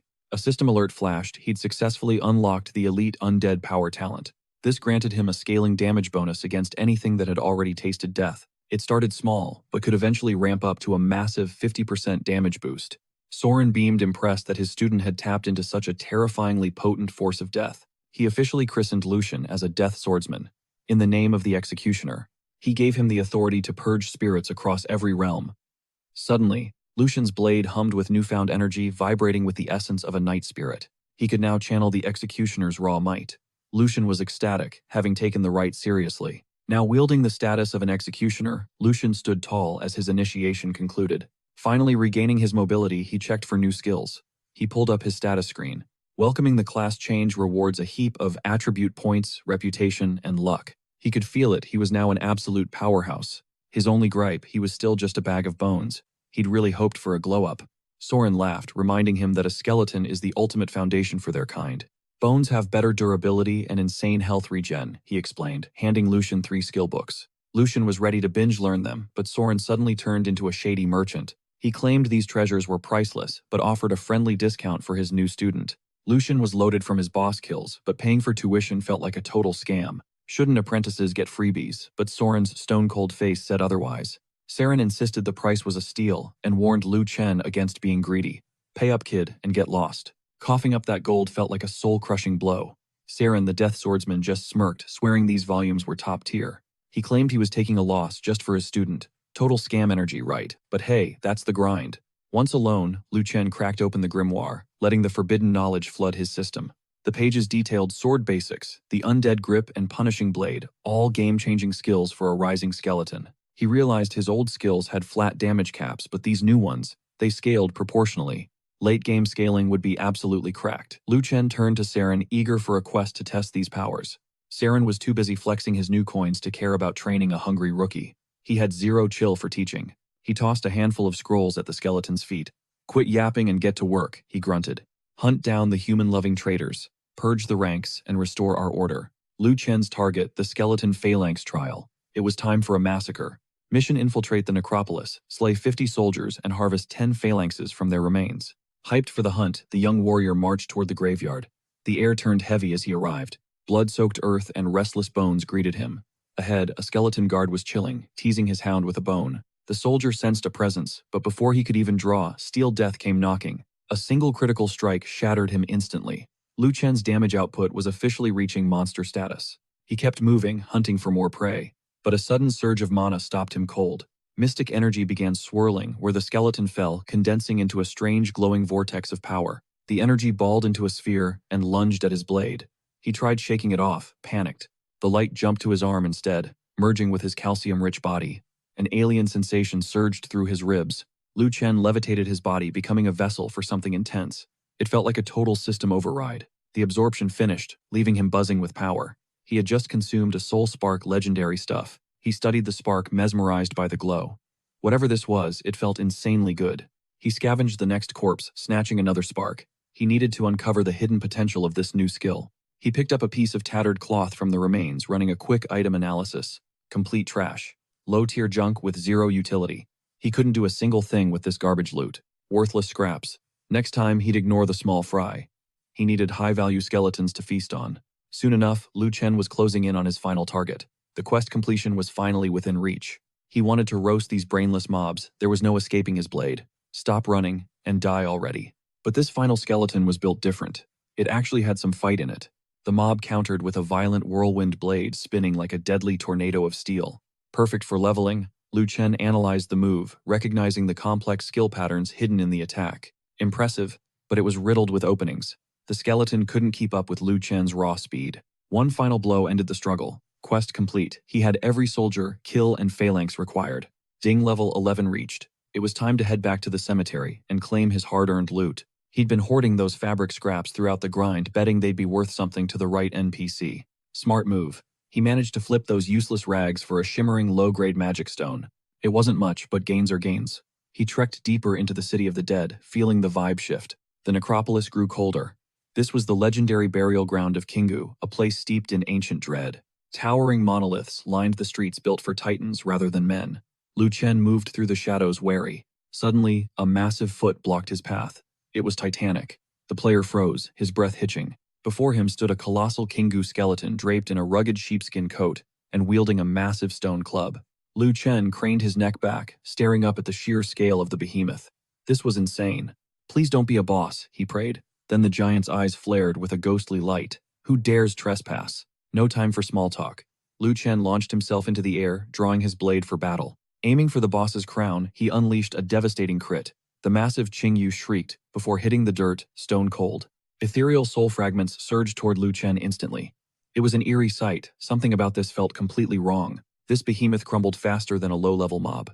Squinting, Lu Chen analyzed the data flashing on his screen. These titans were basically glass cannons with zero solo threat. Their real danger lay in their flawless pack-hunting coordination. Lu Chen processed the intel, but silence was a luxury. A spear hissed through the air, barely missing as he pivoted. Taking out one giant just kicked the literal hornet's nest. The atmosphere shifted, the hunt was officially on. Colossal shadows converged from every angle, shaking the earth.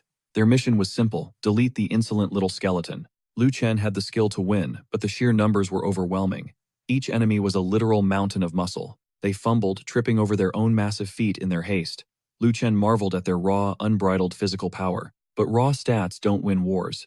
Despite their size, these overgrown mobs were severely lacking in actual combat finesse. He danced through the chaos effortlessly. Launching off their shoulders, he became a blur they simply couldn't touch or track. They were basically beating themselves up. Fed up, the giants finally synchronized their movements to crush the cocky undead. A forest of steel rose as they leveled their weapons. Lu Chen sensed this skirmish was becoming a total drag. It was an infinite loop of mindless grinding. No matter how many fell, the giant horde seemed totally endless. They were massive, tilted, and utterly brainless. Time to drop a big brain play to break this annoying stalemate. To halt the flood, he eyed a colossal monolith. He circled the ancient stone, plotting its perfect trajectory. With a precise strike, he weakened the base. Then the skeleton delivered a heavy Spartan kick to the slab. The stone teetered and crashed. A giant froze in horror. His literal family heirloom was about to be flattened. It slammed right onto another sacred grave. The heavy debris pinned the titans, trapping them under the wreckage. They were stuck like flies in glue. Seeing the total chaos, a lead giant barked an order to fall back immediately. Without warning, a crushing aura suffocated the battlefield. Lu Chen's instinct screamed a real threat was arriving. The true area boss was finally surfacing. The colossal giants instantly dropped their heads in absolute terrifying reverence. They knelt before an unseen sovereign looming in the distance. The Lord's presence grew chilling the very air. With a casual flick, he levitated the massive stones, liberating his kin. The Lord finally acknowledged the intruder. "Why disturb my kingdom with such disrespect?" he thundered. Speechless, Lu Chen watched as the Lord commanded his capture. The exit was gone. Lu Chen realized escaping this tightening circle was going to be a total nightmare. Bony fingers pointed in judgment. They glared at the skeleton, decreeing that this pathetic bug's time was finally up. Behold the undead Lord Qingyu. His level was hidden, triggering a high-priority system warning for Lu Chen. The gap in power was astronomical. It was time to cheese it. But there was one massive glaring problem. The system didn't provide a tutorial for escaping certain death. Lu Chen felt the cold grip of reality. Retreat wasn't an option anymore. Escape was a dead concept, so he braced himself for a final, desperate stand. He unleashed a flurry of strikes, but they just bounced off. His anxiety spiked as the situation turned south. His sword couldn't even chip the bone. It seemed Lord Qingyu had buffed his army with unbreakable armor. A god-tier shield spell was active. The Lord loomed overhead, radiating an aura that felt like lead weight. These giants were nothing but mindless avatars for the Lord's will. Lu Chen finally grasped the terrifying truth. This monster's stats were off the charts. Currently, he felt as fragile as a level 1 starter mob. He watched paralyzed as the Lord effortlessly tidied the cemetery, treating massive slabs like light building blocks. It was clear now he was face to face with the true high command of the Hanbin necropolis. How could he outplay these wall-to-wall titans? Lord Qingyu was a beast, but even titans have a weakness. A strategy began to form. Lu Chen looked the emperor in the eye, mocking him for his cheap theatrics. "Scaring people with rocks, mid?" he taunted. Qingyu glared down, stunned by the small skeleton's sheer audacity. The Lord was baffled by the disrespect. He decided it was time for a public execution to assert dominance. He would showcase the emperor's true might. This tiny hero needed a hard lesson in absolute power. Qingyu hoisted the monolith, ready to turn Lu Chen into bone dust. Every witness knew the end was near. Lu Chen looked utterly cooked. Meanwhile, the Lord struggled to hide his smirk. His psychological bluff had landed perfectly. Just as the soaring monolith neared Lu Chen, parried it with his blade vaulting away.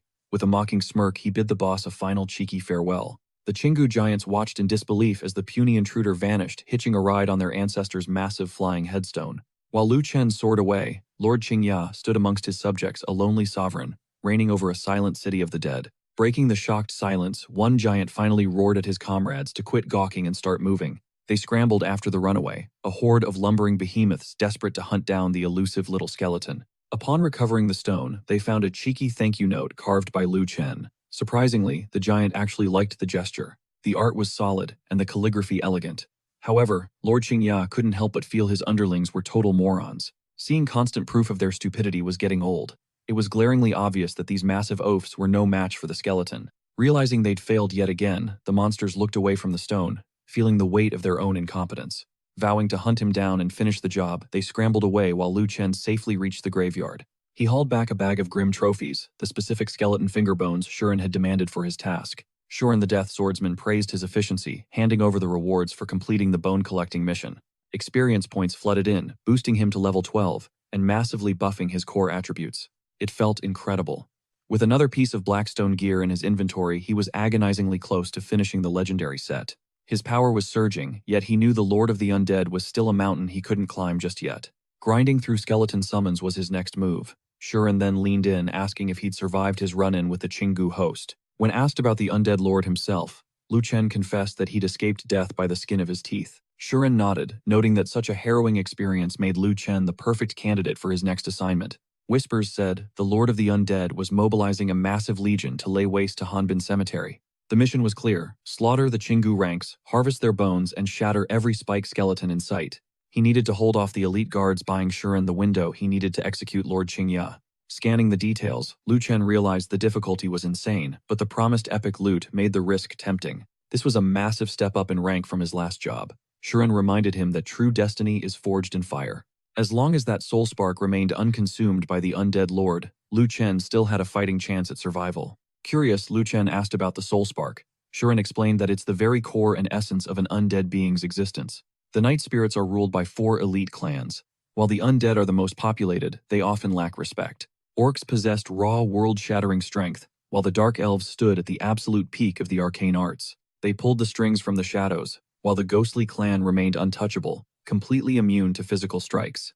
Though they had the numbers, the undead seemed pitifully weak until the Death Swordsman revealed their terrifying secret. Only the undead possessed the unique ability to devour soul sparks, unlocking the path to infinite evolution. Only the elite night spirits achieved this. The concept of infinite growth piqued Lu Chen's curiosity instantly. What happens if I take it? He asked. Shuren warned that such power could banish a soul straight into the abyss, to be cast out of this realm. That is, the undead's fate, you either consume a spark or get consumed yourself. From lowly grunts to mighty kings, any undead could theoretically ascend to a level rivaling the gods themselves. By constantly devouring and evolving, a simple skeleton could eventually wield the world-shaking power of a true deity. Shuren revealed that the reigning lord of the undead is the undisputed sovereign over every single night spirit. Encircled by an army of elite guardians upon his obsidian throne, he is known only as Asura. Asura represents the peak of evolution, the one who brings eternal glory to the entire undead bloodline. Shuren sighed, admitting his time had passed, but his young apprentice's journey toward that greatness was just beginning. Believing in his future, Shuren dispatched him, calling the young warrior the ultimate hope for their entire race. Since evolution was his obsession, Lu Chen readily agreed to head back and thin out the Chingu skeleton ranks. The Chingu boarders were now crawling with patrols, their eyes in the sky being a sharp-eyed messenger bird. The avian scout screeched, signaling toward the peaks, but the guards dismissed it as a glitchy bird brain. No enemy could ever scale those jagged heights, so they ignored the frantic bird and continued their mindless patrol. Little did they know, Broken Spear was camouflaged in the sand atop the slab, narrowly escaping their oblivious gaze. From the shadows, he observed the tactical flow. 8 skeleton squads prowled the ruins, each unit packing 5 undead soldiers. The messenger bird was the primary target. Silencing that winged snitch was the only way to prevent a total lockdown. The real headache. These patrols crossed paths every 10 minutes. The second Lucien made his move, the clock was ticking. One slip-up and the next squad would stumble upon the carnage. This mission was a high-stakes gamble, with zero room for error. No more stalling. Lucien lunged into the fray, hitting his timer as he unleashed a whirlwind of cold steel. Those Chingu skeletons never saw it coming. Within a heartbeat, the messenger bird was nothing more than scattered feathers and bone. He was absolutely shredding through their ranks. Suddenly, one skeleton had the audacity to complain that his skills were unfair. As if Lucien cared about skeleton etiquette, he channeled the punishing blade, cutting through the squad with lethal surgical precision. The first patrol was erased. Speed was the name of the game. He couldn't let word of this massacre reach the others. He needed those soul sparks, but the RNG was brutal. Not every pile of bones yielded a drop, and the rate was abysmal. Time was slipping through his fingers. 2 minutes down, and he had only cleared a single squad. He needed to pick up the pace. The next reinforcement wave was only 7 minutes away. Lucien wondered if he actually had the DPS to finish this marathon. The next skirmish was starting in 60 seconds, so he went all in. To his surprise, the plan was working like a charm. Soon, all 8 patrol squads were history. Their shattered remains lay scattered across the necropolis like forgotten trash in the wind. One lucky group actually survived because they pulled a random route change. They were completely clueless about the massacre behind them. Now they were sweating bullets about reporting the situation. That tombstone-riding skeleton had already pushed the Lord to his breaking point. If the Emperor realized his subjects were, this incompetent heads would roll. He had lost all faith in his undead legions by now. To save their own skins, they kept quiet. Instead, they just flooded the zone with triple the guards and reinforced patrols. Every squad now carried 4 messenger birds. Lucien didn't mind. He was too busy watching his stats climb toward the limit. He still had trash mobs to clear on the outskirts, but the core of the mission lay deep within the shadows. It was time to head into the belly of the beast. Reaching rank 15 was finally within his grasp after this long grind. Curiosity got the better of him, so he checked the local leaderboards. At the absolute top sat Orion, the legendary undead knight. The guy was a total leveling sweat in his home city. Lucien scanned down until he found his own name, Broken Spear. He was stuck at rank 125. For a guy used to the top 100, this was an absolute insult to his pride. He was coming for that top spot. But before he could plot his climb, a massive shadow loomed over him. Orion, the king of the leaderboard himself, was approaching. He carried a mysterious scroll, his aura radiating pure, unadulterated power. This undead knight was a beast. He had clearly maxed out his build, looking more like a primordial demon than a soldier. Orion wanted that bounty too. He planned to claim Broken Spear's head and present it to the Dragon Lord for the loot. Lucien's blade hummed with energy. He looked the top ranker in the eye and told him this wouldn't be an easy payday. Orion just smirked. A boring fight wasn't worth his time anyway. This was exactly the challenge he had been craving. The atmosphere grew heavy as the duel ignited. Orion launched his spear with lethal velocity, aiming for a one-shot kill. Lucien's reflexes were cracked. He blinked past the strike, and even managed to chip away a tiny sliver of Orion's health. Seeing the rank 1 player's HP drop was a massive ego boost. Orion's movements felt slightly sluggish to his heightened senses. However, his physical defense was like hitting a brick wall. That must be the broken tank stats of the Undead Knight class. Orion pressed the attack, clearly impressed by his opponent's moves. Lucien played it cool, waiting for the perfect opening to counter. With a sudden clash of steel, Lucien parried perfectly, sending Orion's spear flying into the dirt. The weapon was gone. He taunted the top ranker, telling him not to hold back. Now that the king was unarmed, it was Lucien's turn to feast. Orion's strikes were easy to read. To Lucien's perspective, the legendary knight looked like he was moving through molasses. Then disaster struck. A searing migraine ripped through Lucien's mind, paralyzing his muscles and shattering his focus in an instant. His vision blurred as the pain spiked. He barely dodged the next blow, his reaction time failing him completely. He collapsed to one knee, gasping for air. It felt like his brain was being microwaved. What the hell was happening? Orion didn't hesitate. He lunged forward, preparing to end the fight with a final, devastating thrust of his power. With no time to move, Lucien threw his blade up in a desperate guard to keep the spear from his heart. The impact was massive. Orion's strength shattered his grip, sending Lucien's sword spinning into the dark corners of the arena. Lucien lunged for his weapon, but Orion was faster. A heavy boot slammed into his chest, pinning him to the ground. The spear was trashed, its durability and health tanking, while his rival looked completely untouched. It was a total wipeout. Orion's spear aimed straight for Lucien's skull to finish it. Game over. Orion wasn't going to miss this shot, and Lucien was sent flying. He smashed through tombstones, debris exploding everywhere. He glared back at his killer. Orion called the win, but Lucien just sat there, arms crossed like a legend. Confused how that strike was blocked, Orion realized his target was still breathing. But that was perfect. Time to record this execution for his massive fanbase. Orion deployed a drone.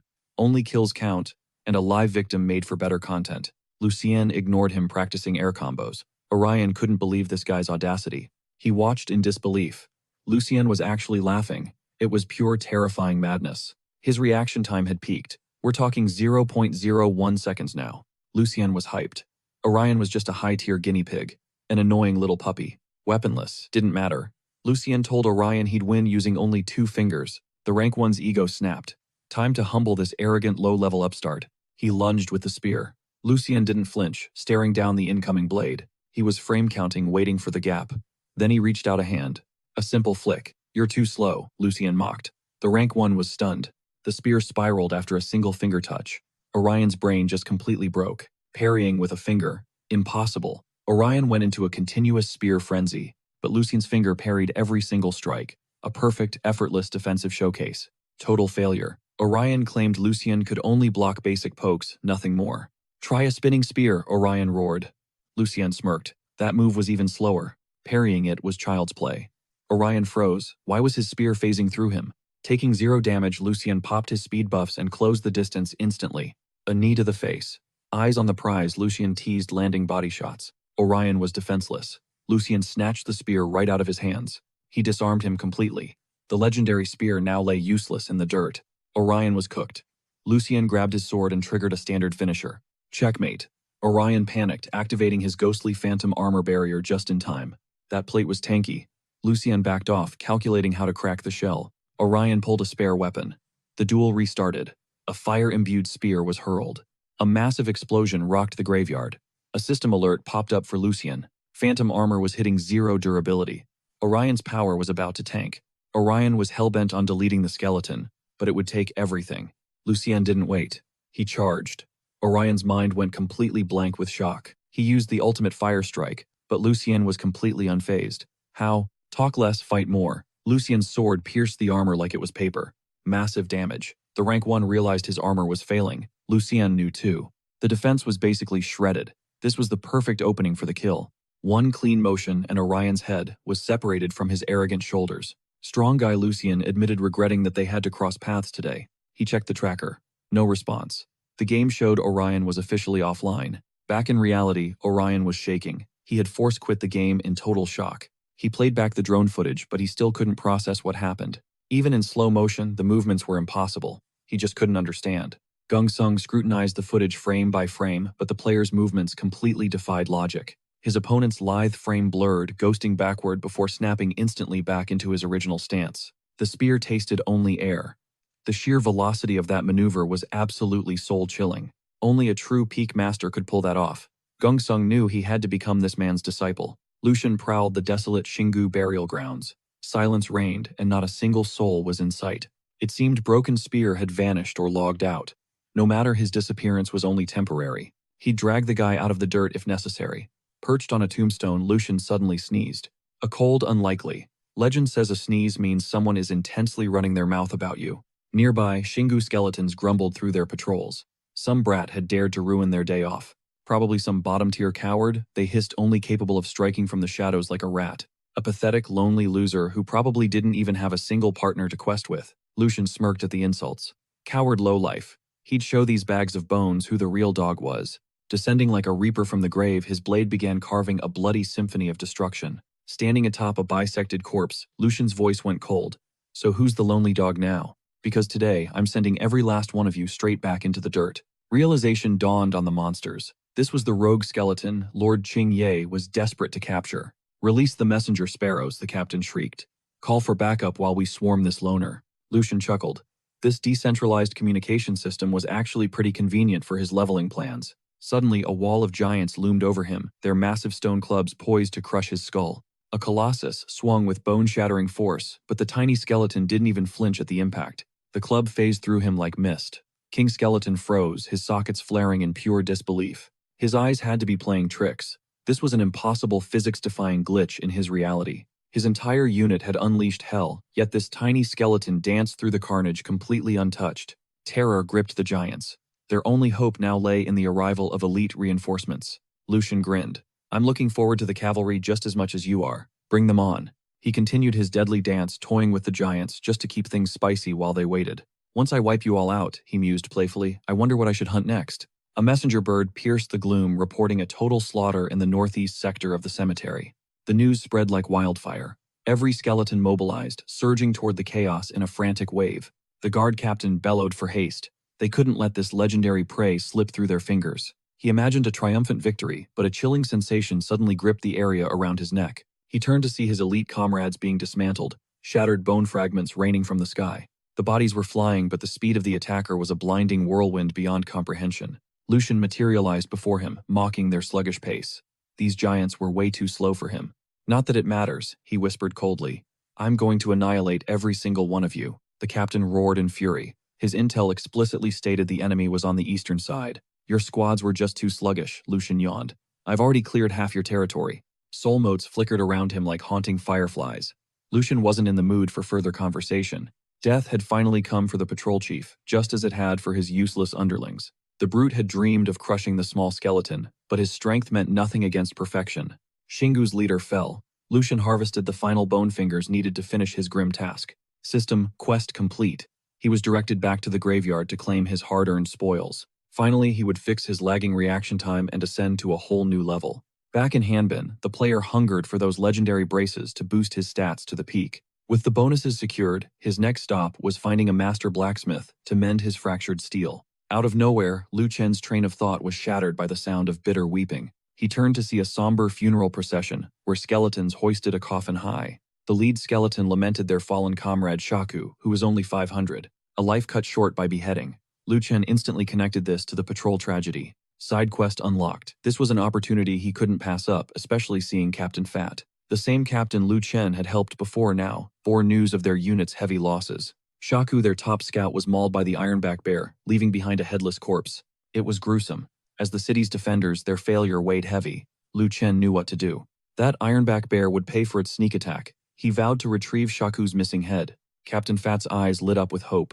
He entrusted the grim retrieval to Lu Chen. After confirming the quest in his system, Lu Chen officially accepted the challenge. The clock was ticking on this timed mission. But first, he needed to fix his gear. The captain pointed him toward a blacksmith shop just 500 meters to the east. The Forge of Death was intimidating, radiating an aura of raw power and expert craftsmanship. Stepping inside to find the smith, Lu Chen was hit with a massive shock. There stood the village elder. How on earth did he end up running a forge? The old man claimed he was a jack of all trades as he eyed the broken spear. He asked why the boy had come, and Lu Chen explained his weapon was trashed. Lu Chen doubted the old man's strength, but the elder scoffed at the young man's ignorance. It was time for the elder to flex his true potential and show his legendary power. He shed his cloak, revealing a shredded muscular physique ready for some serious forging. With the master at work, the weapon hit the furnace glowing with intense heat. The rhythmic strike of the hammer against the anvil left Lu Chen absolutely mesmerized. After the quenching, the blade emerged perfect. Lu Chen couldn't hide his pure hype. The sword was a masterpiece. Reverting to his frail form, the elder bragged about his skills. The price for this top-tier work, just a single silver coin. Talk about a steal. Armed with his sharpened blade, he set off to hunt the ironback bear. He trekked down Hanbin Trail, a notorious war zone between the light and dark factions. Sticking to the center for a better vantage point, he searched for his target. Word was the bear lurked within the dense shadows of the nearby pine forest. He tried baiting it out with shouts and songs, desperately trying to trigger an encounter. But the beast remained elusive, lost in a deep, undisturbed slumber. This massive predator had just feasted on skeletons and was out cold. Lu Chen crept closer. Time was fading. He needed to aggro the beast, which was starting to sense a snack. To the bear, another skeleton wasn't worth the effort of fully waking up. It kept dozing, underestimating the opponent.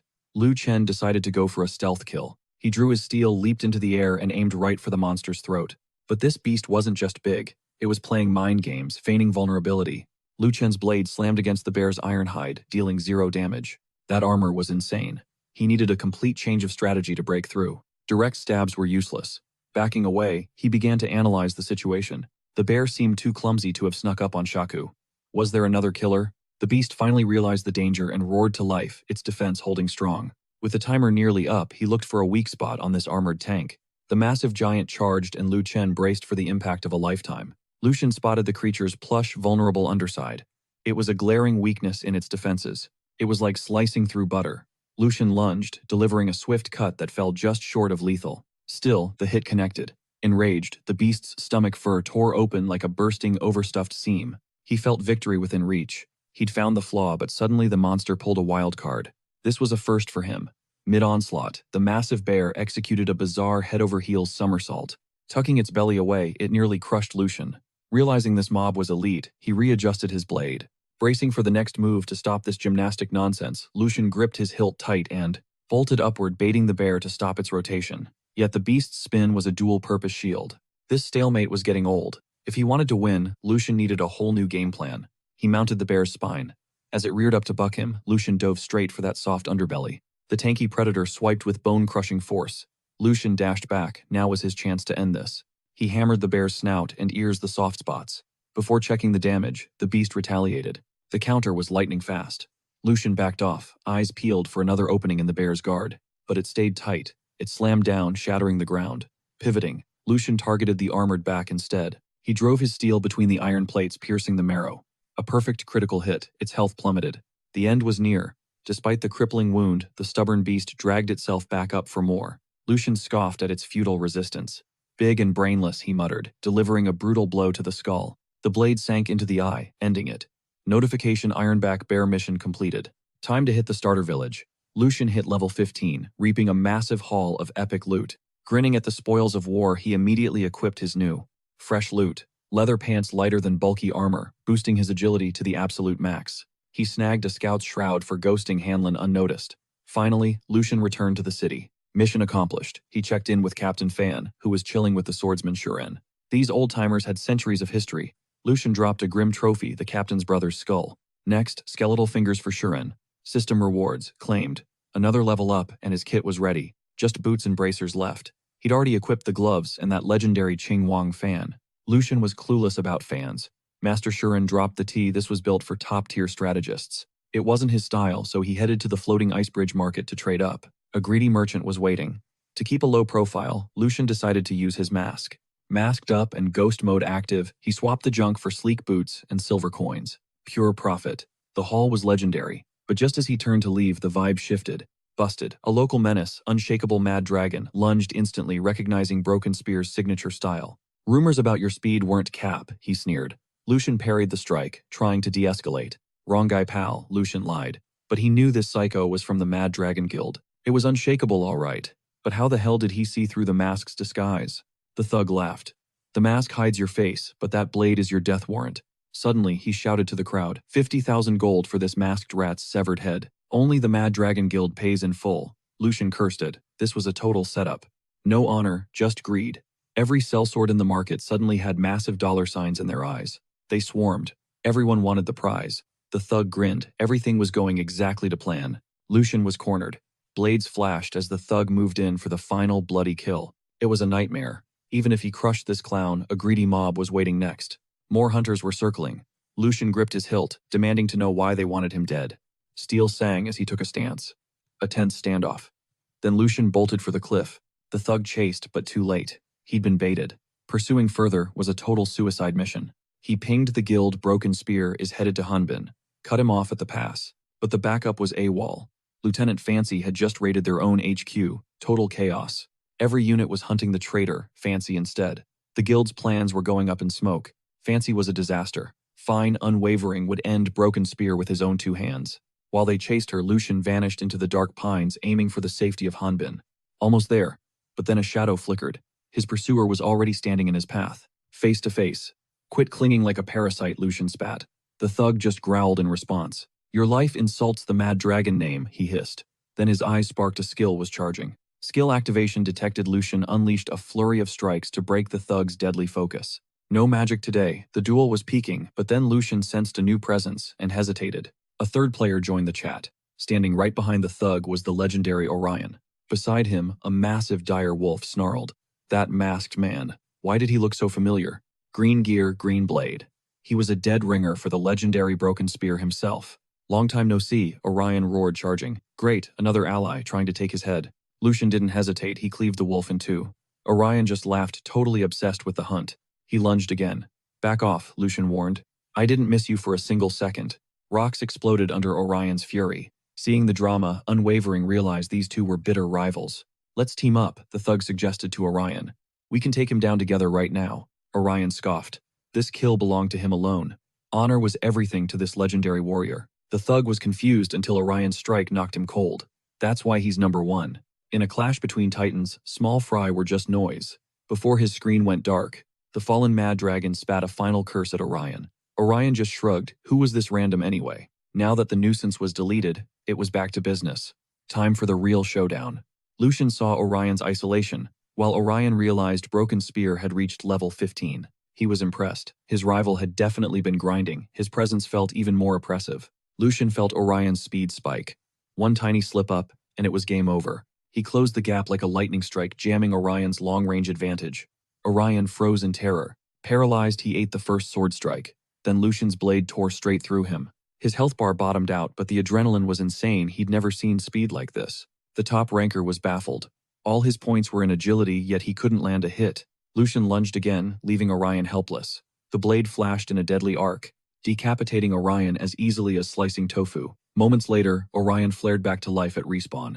That was a fast comeback. Lucian braced for more, but Orion was actually smiling. He couldn't help but fanboy over that god-tier execution. He stared Lucian down, asking if he was the legend lurking at the bottom of the Hall of Fame. Lucian felt the heat, but played it cool, joking that killing Orion would finally get him on the leaderboard. Orion recognized that footwork, the dodging, the phantom-like retreats. It felt exactly like Candle Shadow. Only one monster moved like that. Lucian laughed it off. Candle Shadow's name was ancient history now. He wasn't even ranked anymore. Hearing that Orion's ego flared back to life, he wouldn't be clapped by some nobody.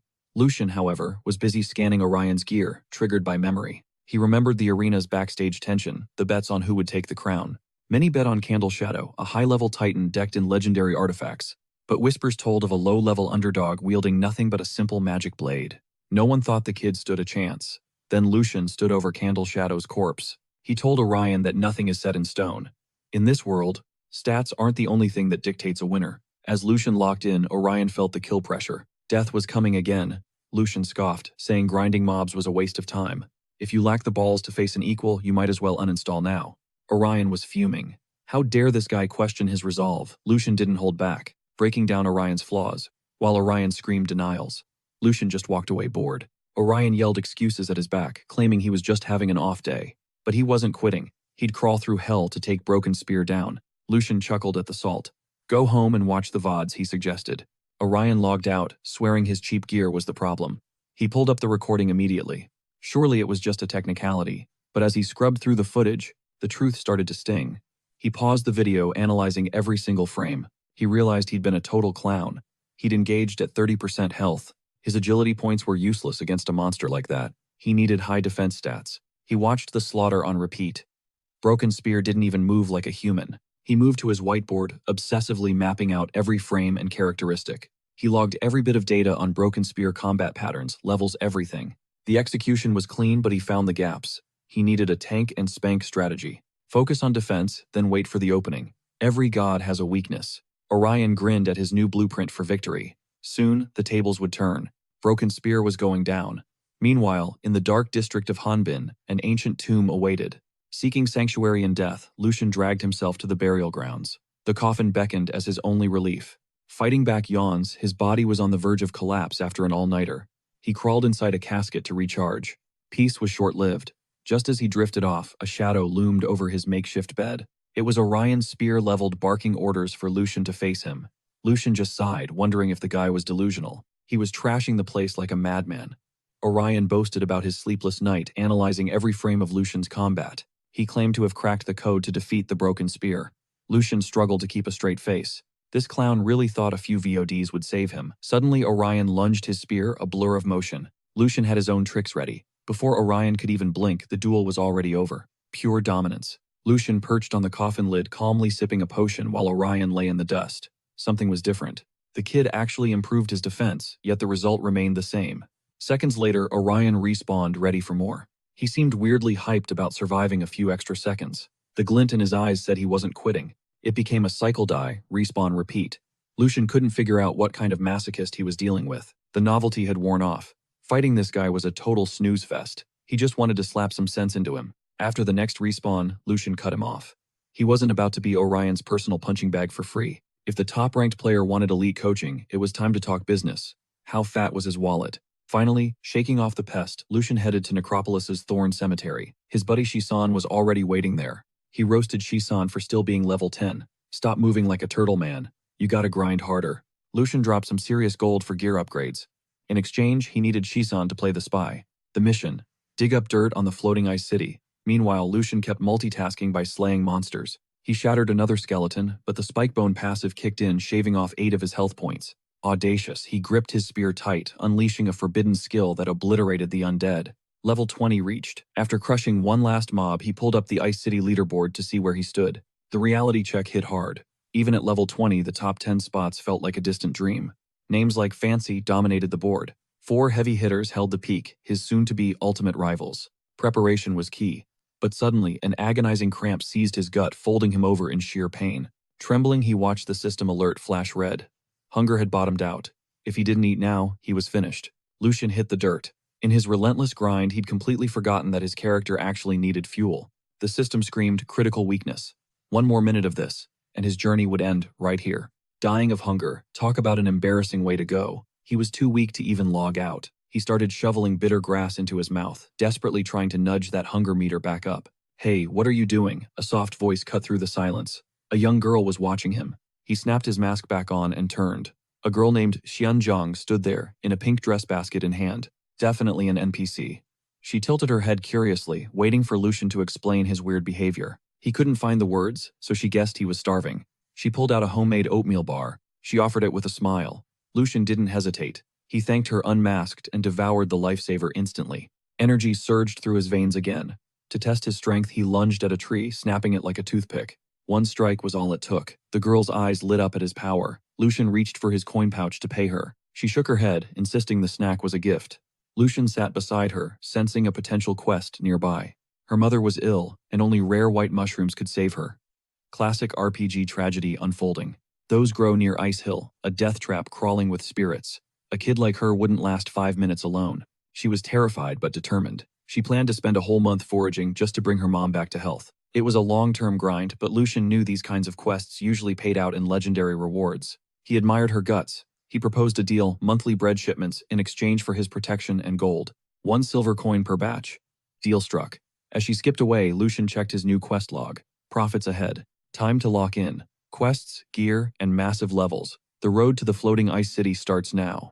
Before he could even restock his inventory, a surprise volley of arrows whistled through the air. Snapping into action, he instantly deployed a shimmering protective barrier. Who had the audacity to snipe him so brazenly from the shadows? Squinting through the chaos, Orion spotted his attackers, the pathetic thugs of the Mad Dragon Guild. These losers were still obsessed with their petty vendetta against him. Instead of getting annoyed, Orion just grinned. This was the perfect chance to test drive his fresh abilities. It was time for a live combat trial on these guild grunts. A beefy tank lunged forward, trying to hide his squad behind a massive shield, while the archers unleashed another volley. Sharp shafts of wood bit into Orion, chipping away at his health. Meanwhile, miles away, Luo Chen cleared another quest, racking up major reputation points for close-quarters combat. Loaded with spiked gear and obsidian bracers, Luo Chen's experience bar soared. Even the legendary swordsman Shuren couldn't help but nod in approval at his pupil's growth. He was finally fully decked out and dangerous. With 2 trials conquered, only one target remained on their hit list, the terrifying skeletal monarch, Emperor Qingye. The tyrant of the tombs awaited. Shuren hoisted his blade high, his mana flaring as he summoned a ghostly legion of allies from the ether to their side. A ragtag army of comrades and skeletal brawlers rallied for the raid. Naturally, Luo Chen wasn't about to miss out on this epic showdown against the Emperor. Watching Shuren manipulate the dead was hypnotic. Sensing his students' excitement, the master promised to pass down the secrets of his forbidden summoning arts. The expedition reached the gates of the Necropolis City Cemetery, clashing instantly with the guards. These bone warriors fought with a valiant, desperate ferocity. Cutting through the fodder, Luo Chen roared, a challenge demanding they bring the Emperor to him. Suddenly, the chaotic battlefield fell chillingly silent. The sovereign emerged from the shadows, flanked by his elite guard. Looking down his nose at the intruders, he gave the cold command to annihilate the unwelcome guests. Total war erupted. No one backed down from the carnage, and the Lord himself joined the fray, quickly realizing he was being swarmed by an unexpectedly massive force. These armored skeletons were absolute tanks. Qingye cursed under his breath, realizing that raising more fodder was just a total waste of his dark energy. To break the siege, he needed to cut off the head of the snake. Spotting Shuren, the Emperor lunged forward, aiming to end the Master Swordsman once and for all.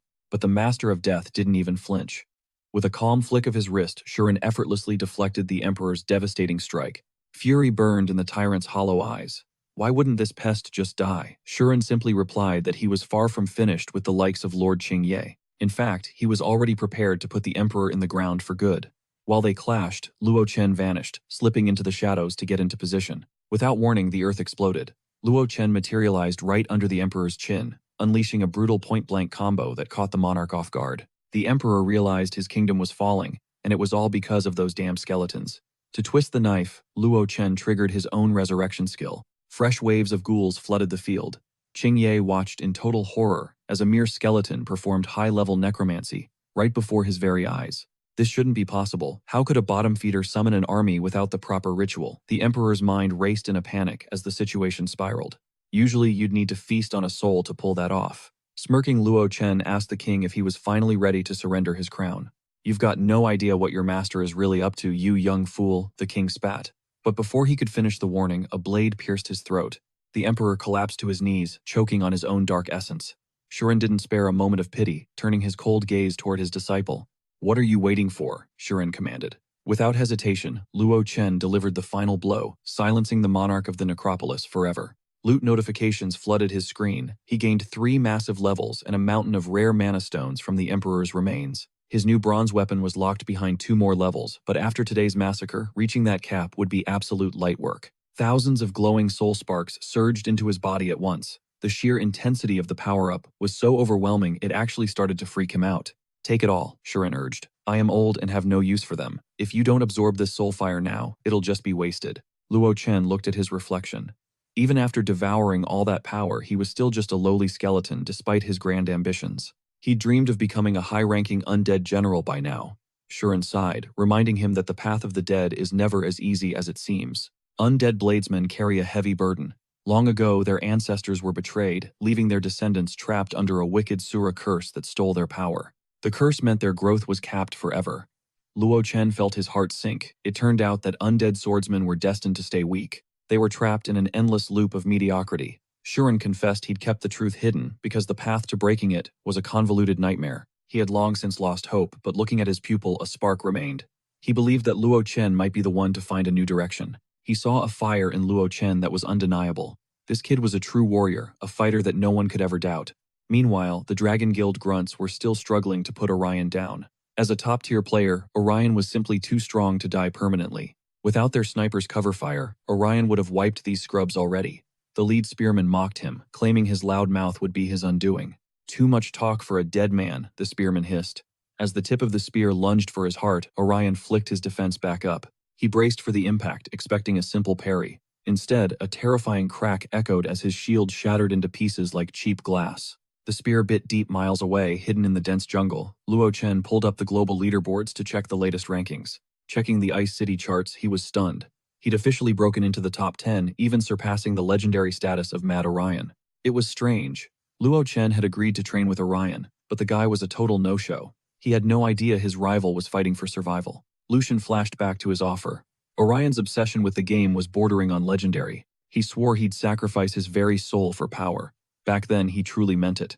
But for today's official debut, total radio silence. He was MIA and ghosting every single ping. Lucian saw him online, yet no reply came. Something felt wrong. He hit the forums for answers. Headlines blared the news. The Mad Dragon Guild had Orion cornered for a public execution. As twilight bled out, the guild swarmed. Their leader, unwavering Mad Dragon, stood ready for blood. He mocked Orion's shattered gear, yet respected the warrior's spirit. A true top-tier player indeed. Join or die, that was the ultimatum. Orion simply threw up a middle finger in pure defiance. Death before dishonor. A spear-wielding assassin lunged, aiming a lethal critical strike at Orion's heart. Suddenly, a colossal explosion ripped through the battlefield, separating Orion from his executioners. As the dust settled, the guild gazed into a massive crater. Someone had officially crashed the party. Broken Spear stood tall, shielding Orion. Who gave these insolent clowns permission to breathe? Touch my people again, and die. The Mad Dragon members froze, paralyzed by his terrifying presence. They shook off the shock quickly. To them, Broken Spear just delivered himself for an easy slaughter. Unwavering grinned. This dramatic appearance saved him the hassle of hunting down his next victim. He prepared to bury them both. But Broken Spear just let out a thunderous mocking laugh. Alone, you'd have a shot. But today I'm putting a necromancer's true power on full display. He tossed Orion healing vials while trash-talking. Then he raised his demonic blade to the heavens. A celestial bone dragon manifested. The guild looked up in terror, but when they looked back, the target had vanished. The guild panicked, but Orion shouted, "Don't run now, you cowards. Run and you'll spend eternity looking over your shoulder." Broken Spear just smiled and led them on. Fireballs rained down. The guild unleashed a storm of arrows and spells to stop their escape. No escape was permitted. Lucian watched, noting the enemy's endless stamina. Their power was completely unnatural. They spammed skills with infinite mana. Orion looked back, horrified by the magical barrage chasing them. The pursuit was relentless. Soon, the Mad Dragon Guild finally cornered their exhausted prey once more. "Accept your end," they screamed. Broken Spear just chuckled darkly. The hunt was finally over. Because the trap was set. Lucian roared the command, "Rise up, undead patrol." Unwavering's heart sank. He was the one hunted. Captain Falk emerged with a literal skeleton legion. Broken Spear had sent word early, "Trash is cluttering the camp." The backup arrived just in time. Before the guild could react, Broken Spear barked, "Exterminate these insolent pests immediately." He deployed spear whites to cover the rear, locking the guild's archers in a deadly melee. Lucian claimed the leader for himself. He wanted this kill. His undead troops roared with bloodlust. They hadn't tasted such glorious slaughter in ages. Now they were ready to paint the dirt red. The proud leader was now a coward begging for backup while desperately trying to flee. Stripped of his guards, the dragon was just a worm. Orion lunged, delivering a crushing blow. "I told you your end was inevitable." But the villain lunged from the shadows, dagger poised. Broken Spear parried the strike instantly. "Heal up, kid. Don't die on me just yet." Orion downed the potion, feeling his strength return. "Thanks for the save, partner." This was the peak of team synergy. Suddenly, a hidden guild assassin materialized behind them. He aimed for Broken Spear's blind spot. But Lucian was already mid-clash with the leader. Ignoring the fly, he unsheathed his blade. "A weakling like you doesn't get to decide fates. Fate belongs only to the strong." Minutes later, the entire Dragon Guild lay in ruins. As Falk celebrated, a blonde blur flashed by. His head hit the floor before he blinked. Fan Shi Huangsong had arrived. Lucian stared in horror. She'd one-shot a captain. The mastermind smirked. With her on the field, Orion was doomed. But Orion whispered, "Lucian, we're both dead anyway." As Kolchak desperately pleaded for his life, Orion watched in total disbelief, wondering why this high-tier ringmaster was too cowardly to fight. The man continued his pathetic begging until Fancy suddenly charged into the fray with the mysterious girl leaping straight into the heat of battle. With a lethal flash of steel, she decapitated Kolchak in a single heartbeat. Lucian stood frozen, witnessing the girl's cold-blooded efficiency. Realizing Orion was her next target, Lucian lunged forward to shield his comrade, but he was already a second too late. Fancy's blade moved like a blur, skewering Broken Spear and leaving a field of dead combatants scattered across the dirt. Having cleared the entire zone solo, the girl vanished. Broken Spear figured she only won because everyone's mana pools were bone dry. If they stayed dead, Fancy would scoop up all the legendary loot. They had to respawn immediately to stay in the game. Determined to hunt her down, Orion and Broken Spear resurrected and sprinted back into the shadows to catch their killer. They ambushed her instantly, triggering a massive explosion where Fancy stood. Using the thick curtain of smoke as cover, the battle intensified. Fancy shifted into a defensive stance. Facing a 2-on-1 disadvantage, Broken Spear managed to land a solid, staggering blow. The hit drained her mana, but Fancy's reflexes were insane. She unleashed a counterattack so fast the duo couldn't even blink. Though they barely blocked it, the impact sent a surge of pain through them. Broken Spear realized this girl was a literal raid boss. Orion stepped up to strike next, but she instantly deployed a shimmering barrier. Even so, the sheer force of his attack broke through. Seeing a window, Broken Spear prepped his ultimate, but Fancy moved faster, driving her sword straight through Orion's chest. "Too arrogant," she whispered coldly. Seizing the opening, Broken Spear slammed his blade down, finally forcing the invincible girl to collapse. It was a total shocker. The top-ranked Fancy had finally been toppled. Naturally, the guys were dying to know her real-world identity. They imagined a beauty behind the mask, but Broken Spear snapped them back to reality. They had to evacuate before the dragons arrived. With the undead awakening and a bloodbath imminent, the duo abandoned the loot and fled the scene like ghosts. Later, Lucian regrouped with the NPC, who shared some humble oat bread while looking completely distraught. When asked about her mood, she revealed a wounded elderly man was trapped nearby and desperately needed a savior. Lucian gave his word to protect the old man, comforting the girl until she beamed with gratitude at his kindness. She praised his warm heart, and even though no quest notification popped up, Lucian's gamer instincts told him to investigate anyway. Deep in the tangled jungle, Lucian heard frantic screaming about bears and certain death. The voice was surprisingly loud for a dying man. It turned out to be an old hunter, who sounded far too energetic to be on his last legs. As Lucian approached to help, the hunter caught sight of his skeletal face and shrieked in terror, demanding the monster stay back. Lucian cursed his luck. He'd forgotten his mask. Now his chances for a hidden bonus quest were circling the drain. Not wanting to lose the mission, Lucian pivoted to a pitiful strategy, dropping to his knees and letting out a fake dramatic sob. The hunter was baffled, as Lucian cried about being a brave warrior, until a skeleton's bite turned him into this terrifying creature. He claimed he'd rather eat grass than hurt a soul. Seeing the undead sobbing like a baby, the hunter actually bought it. His fear vanished, replaced by pity for the good-hearted skeleton boy, who still possessed a human conscience. The hunter finally opened up, explaining he was the village's sole provider, but had run into a major problem. A pack of vicious wild bears had been relentlessly stalking him through the forest for days, leaving him trapped. Lucian promised to escort him to safety. Relieved, the hunter vowed to repay him with the secrets of elite hunting and cooking. Since he was the best chef in the region, Lucian eagerly accepted the handshake, thrilled to unlock 2 rare exclusive skills. Checking his stats, Lucian saw he'd hit level 25, fully equipped with a fresh weapon and a sleek new cloak. Suddenly, a system alert flashed his quest. Rewards had been massively boosted, far exceeding his expectations. The leaderboard showed the player Broken Spear had cleared a major quest, raking in a staggering 80,000 gold coins. Lucian was stunned by the sudden wealth, just as Shisan pinged him with an urgent update about the game's resources. Shisan demanded more funds for guild upgrades, leaving Lucian fuming since he'd just handed over a pile of silver. Shisan shot back that inflation in the city was hitting different. Even basic items like applesauce were costing a fortune now. Between high-tier weapons and basic supplies, their pockets were bleeding. Lucian checked the market and nearly choked at the prices. A simple jar of apple puree was priced at 4 silver coins. Meanwhile, at the Mad Dragon Guild, the leader was absolutely livid. Their elite squad had been embarrassed by 2 lone wolves. Kolchik tried to pivot, announcing he'd doubled the bounty on Broken Spear. Even if they didn't get the kill, the massive price on his head would turn the entire server against him in a heartbeat. The guild leader smirked.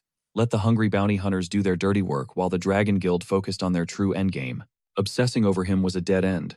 Now they had to deal with Fancy. She'd crossed a line she couldn't uncross. No official bounty yet from the Unwavering One, but payback was mandatory. The leader realized that the girl's ego had hit the ceiling, though he had special designs for her. Meanwhile, Hanbin Square buzzed with gem trades. Amidst the exotic loot, Lucian was slashing prices, peddling apple puree at half the market rate. He also hauled in bear pelts from a recent hunt. His upgraded skill set was finally minting serious coin.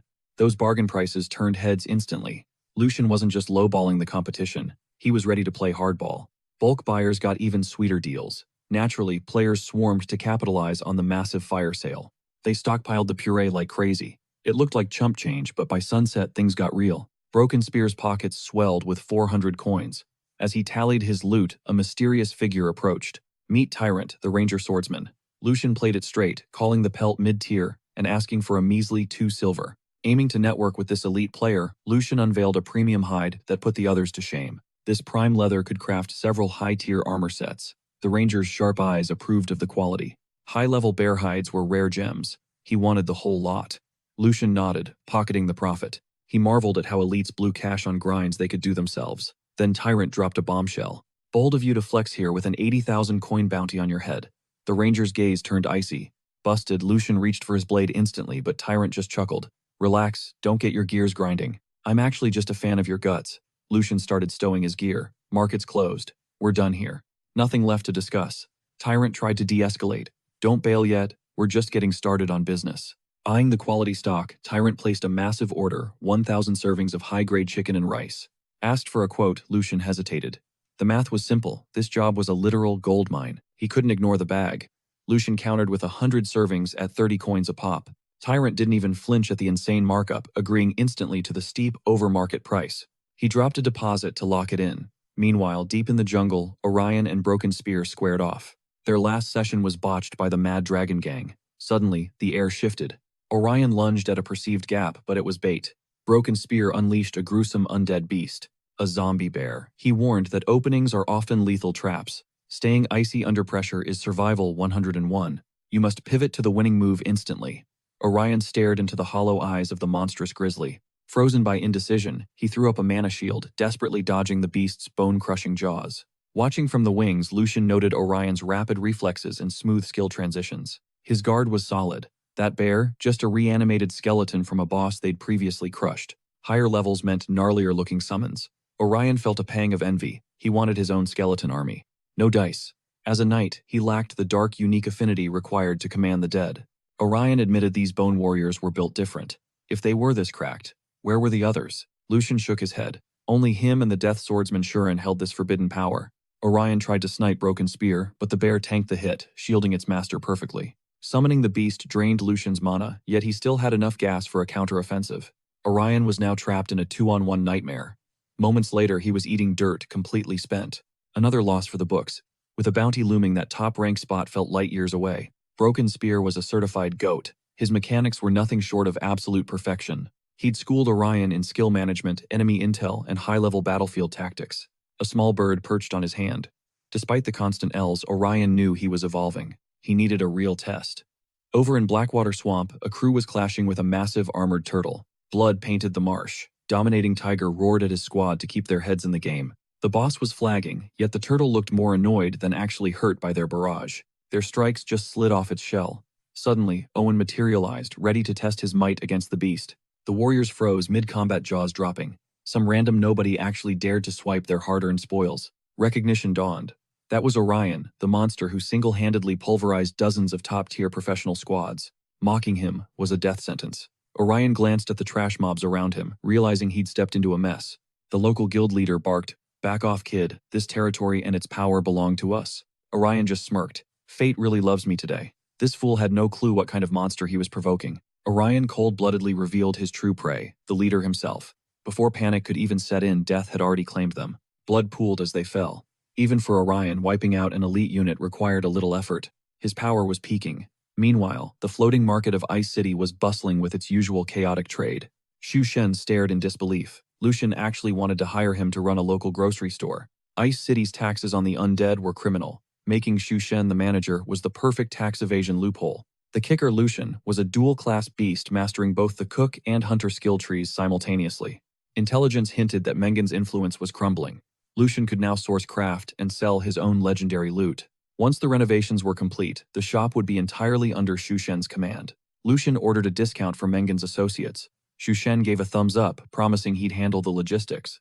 Logistics were his specialty, but he still had the audacity to ask Lucian for more renovation funds. Lucian fumed. This guy was literally decked out in gear Lucian paid for, yet he still wanted more gold. Lucian tossed him a black stone axe as a temporary fix, promising a god-tier upgrade in a few days. In Hanbin, the undead were being slaughtered like sheep. Lucian arrived, knowing only Orion could cause such carnage. Orion's message was chilling. Leave now. The Mad Dragon Guild and Fancy were planning a massacre on Ice Hill. Right on cue, Fancy Huangshang materialized on a jagged rock radiating pure killing intent. Lucian braced for impact as she lunged. He barely managed to parry her explosive opening strike. He spat out a question. Why would the #1 ranker sell her soul to the mad dragons? Fancy didn't offer explanations, only steel. Orion watched from the shadows as their blades ignited the air. It was an epic stalemate. Desperate Lucian summoned his secret weapon, a massive soul-bound undead grizzly. The beast moved like a shadow, flanking Fancy with terrifying speed while she was distracted by Lucian. The swordswoman's heart raced. She never expected a summon to actually outlevel its own master. A perfect pincer attack, Lucian and his grisly summon charged her with unrelenting force. Fancy admitted the undead was impressive, but pity wouldn't stop her blade from carving through the dark creature. In a final act of loyalty, the black bear lunged forward, shielding Lucian with its massive frame. A blast of radiation incinerated the bear instantly. Lucian's defenses plummeted as the beast turned to ash. The energy was suffocating. Fancy smirked, declaring that Broken Spear was the next one on her hit list. The duel escalated as the girl unleashed her ultimate skill card, Ice Storm. Dragon Guild rats watched the spectacle from the shadows, paralyzed by the sheer power on display. They trembled, witnessing Fancy's true potential. She launched herself into the sky like a vengeful goddess. A deluge of frozen shards rained down, piercing Lucian and siphoning his mana reserves to zero. Orion watched the brutal exchange. To counter the blizzard, Lucian ignited a massive shockwave of pure energy. Teeth gritted around a skill card, Lucian prepared his trump card while striking back with savage intensity. The shockwave sent the hidden guild members flying. They realized they were watching a battle of monsters. Dust cleared as they struggled to stand.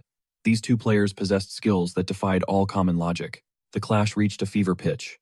Both warriors were absolute titans, refusing to give an inch of ground. Lucian countered the frost with a sea of roaring flames, shouting for her to lay down her sword. Fancy just doubled down, dual-wielding with insane precision. Lucian retreated into his mantle of fire to survive. His reflexes were lagging, but he narrowly escaped. Fancy's eyes widened. How was he still dodging her? Lucian played his next card, the Insatiable Wolf. His speed and lethality surged to godlike levels. The Dragon Guild was floored. They couldn't fathom where these two acquired such broken high-tier skill cards. Their duel devolved into a pathetic comedy. With mana pools bone dry, they resorted to a messy brawl, literally shoving one another like amateurs. Crimson sprayed as Fancy took a gut hit, while Lu Chen narrowly dodged a decapitating blow. This breakneck pace was becoming a suicide pact. Orion watched from the sidelines, realizing the system's rigged mechanics wouldn't let either warrior actually fall just yet. He had to step in. Both titans were going all out, and Orion hungered to reach their legendary power tier. Death and rebirth became a sickening cycle. The Dragon Guild leader sneered, claiming they were merely obsessed with each other's destruction. He planned to exploit the chaos. Meanwhile, the endless loop of slaughter and respawning showed no signs of stopping. Lu Chen pitched a desperate truce to Fancy. If they didn't stop now, their precious levels would plummet to zero. Tanking their hard-earned stats wasn't the plan. After a tense beat, she finally agreed. But right at that moment, Orion shouted a warning. Lu Chen's eyes widened. The rats were already swarming, lured by the pungent scent of fresh blood. The Dragon Guild's master chuckled, dismissing the insults. To him, their desperate struggle was nothing more than a spectacular show. He beckoned his crew to enjoy the carnage. Fancy aimed her lens, announcing that the Dragon Slayer had finally arrived. Perfect timing. She'd bagged the kill on Broken Spear. With the footage secured, she waited for her massive payout. But the moment she finished speaking, a deafening blast shattered her recording drone into useless scrap metal. Fancy's temper flared instantly. She hadn't anticipated such a low blow. The Dragon Lord casually claimed his hand just slipped. He blamed nerves, acting like it was no biggie. Only a cheap toy broke. He even offered her fake sympathy. He even offered pocket change for it. But in truth, the guild's crosshairs were locked on more than just Broken Spear. Their real prey, Fancy Huangsong herself. Did she honestly think she could provoke them and just walk away? Now she was officially their enemy. Fuming with rage, she placed all her bets on the power of the Dragon Subduer. She regretted not ending him during the collab offer. Her tongue remained sharp, lashing him with every insult possible. Suddenly, a notification pinged on her screen. It was a direct message from Broken Spear himself. He called her out for shifting blame after he'd invited her in. Chaos erupted as the three began clashing. They eventually pivoted toward the Dragon Guild, threatening to expose their treachery to the entire world via social media. The leader cackled. Who would believe Orion? To the world, he was just a lunatic swinging his blade wildly, a mercenary killing for loot. With the evidence scorched, the Dragon Guild prepared to erase the trio for good. He commanded his lackeys to send these pests straight to the afterlife without any further delay. An inferno swallowed the battlefield. The commander ordered his own recording to show the world the cost of crossing them. He wanted everyone to witness the brutal consequences of provoking the mad dragon. But the trio sliced through the flames, unyielding. The guild leader watched his face dripping with arrogant confidence. To him it was a joke. Broken Spear gripped his executioner's blade, while Fancy unleashed a blinding beam. Orion flexed his deadly arts, putting on a clinic for everyone present. Slowly but surely, they parried every strike, carving a path toward the leader. He realized his defenders were nothing but useless fodder. He triggered the fire spike, but the trio shared one goal, putting this annoying pest in the dirt personally. Tired of his interference, Lu Chen vanished, flanking the leader to strike hard from the shadows. Noticing the shift, the leader roared at his men to pull back and brace for the coming impact. But Orion struck first, mocking the leader's lack of focus. He revealed he'd been well-fueled for this fight. Thanks to Lu Chen's chicken and rice, his phantom armor could stay active all day without fail. Zero fatigue. Orion knew the Mad Dragon was vulnerable and simply needed some long-range heat. Behind the lines, Fancy and Lu Chen were already shredding through the Mad Dragon's players like thin paper. Panicked cries filled the air. How could these low-level scrubs be slaughtering elite guild members so effortlessly? Orion kept the leader pinned down, forcing him to witness the total annihilation of his entire squad. As his men fell, the leader suddenly snatched Orion's spear. Orion's heart sank. Was his level still too low? His skills weren't fully evolved yet. The leader didn't hesitate, launching a brutal counteroffensive to regain control. Desperate to save his team, the leader broke free, screaming frantic orders at his crumbling forces. He roared that no help was coming. They had to crush these insolent fools or die trying. Fancy felt the killing intent spike and suggested a retreat, but Lu Chen just smirked back in response. Anxiety vanished. They were a unit, now true brothers in arms. These solo wolves had no choice but to sync up and move as one. Facing the Mad Dragon's wrath, Orion stepped up, shielding his new allies. It gave them a vital heartbeat to recover before the next wave of chaos. The enemy's momentum stalled now was the perfect window to strike back hard. The Dragon Guild's leader sneered at the man, with the shattered spear mocking him. Suddenly, a mysterious girl appeared, claiming a blood feud with the Dragon Slayer. Lucian dove headfirst into the horde, looking like a dead man walking to onlookers. Ensnared by the mob, he unleashed his trump card, the Firewolf secret art. The players froze. They never imagined he held such a devastating move in reserve. An inferno erupted, incinerating anyone foolish enough to stand in his path. Cornered and desperate, the guild leader prepared to play his final card, the Magic Horn. He primed a triple strike combo designed to stack lethal critical damage with every hit. Just then, the Broken Spear warrior re-emerged, taking the full brunt of the assault. He braced for impact with his blade, as Lucian prepared a finishing blow. Orion threw himself into the fray, tanking the hit to keep his teammate alive. "I'm the shield of this team, and no one falls while I'm standing." He lunged forward, his shattered weapon, looking pathetic yet strangely menacing. In a team fight, even a scratch from a broken blade turns the tide. While the leader was occupied, Fancy Huangsang ghosted behind him like a phantom. One clean slice later, the leader's head rolled and the guild was wiped out. Surrounded by the carnage, the group knew they had to disappear immediately. Before the Mad Dragons could retaliate, Orion vanished from the server. Lucian and Fancy melted into the jungle, Lucian lamenting his drained stats. After deciding to grind later, they realized they actually lived in the same city. Fancy suggested a real-life meetup, sparking Lucian's curiosity about her true face. They picked the Yinshan tea house, where Lucian waited, heart racing with anticipation. A girl approached his table gracefully, serving his coffee with a knowing smile. Lucian's jaw dropped. He was looking at the most famous beauty in town. She bowed deeply, her formal tone making him wonder if this was another trap. Blushing, she apologized for the chaos she'd caused during their in-game clash. Lucian shrugged it off. A massive bounty makes anyone do crazy things. But he still didn't get why she had hunted them so relentlessly. The first kill was for the gold, she admitted. The rest were just event. She'd spent ages prepping for an epic undead quest the day before, only for Lucian and Orion to blunder in and wreck her entire strategy.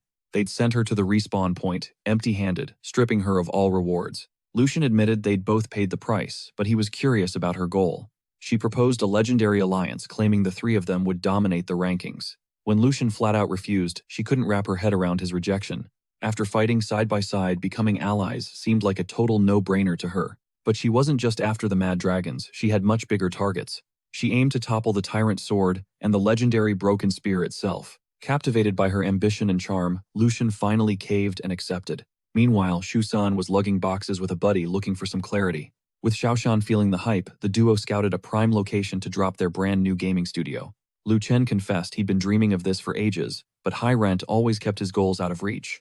But after obliterating the League of Mad Dragons and pocketing the massive bounty, he finally had the cash to expand. The new base was absolute fire, spacious, bright, and modern. Now the real question, who joins the starting roster? Xiaoshan was already simping for Lin Xin, arguing her goddess-tier visuals would give the studio some serious main character energy. Lu Chen instantly shut him down, telling him to stay humble because a queen like Lin Xin was way out of their league. Plus, she had her own path. Shushan panicked, terrified the studio would end up recruiting some low-level scrub instead. He wasn't about to carry some total noob, yet Lu Chen's ultimate choice remained a complete mystery to him. When he heard Orion, the guy nearly choked.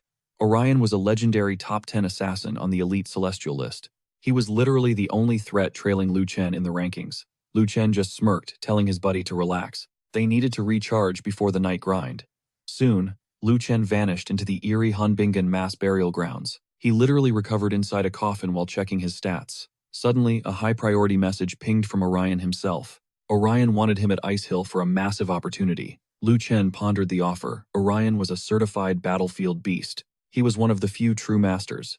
Even if he wasn't quite god-tier like Lu Chen, he was still an absolute menace. The man could solo thousands of elites. Lu Chen arrived at Ice Hill, met by Orion wielding a lethal, glowing spear. Lu Chen cut to the chase, asking if Orion ever considered going pro.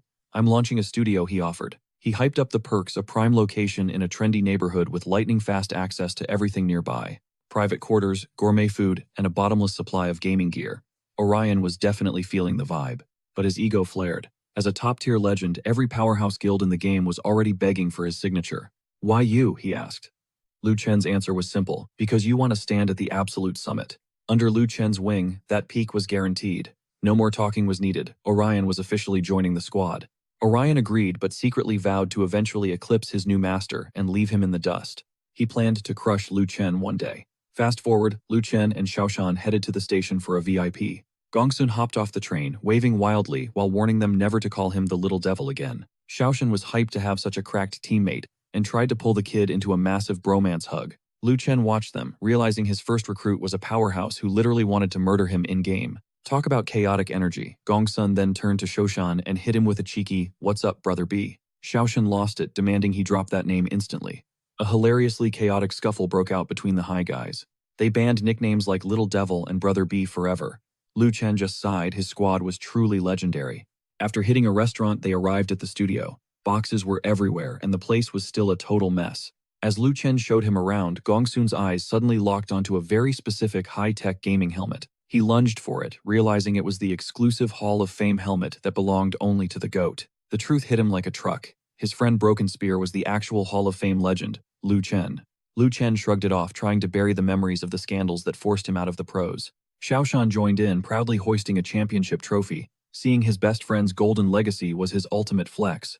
Gongsun admitted Lu Chen was cool, but his heart still belonged to a mysterious pro known as the Great God. That genius had famously annihilated King Park at the National Esports Center, becoming an instant urban legend. As he fangirled over the story, he noticed his teammates' weird smirks and finally started connecting the dots. His gaze drifted to a framed photograph sitting on the desk.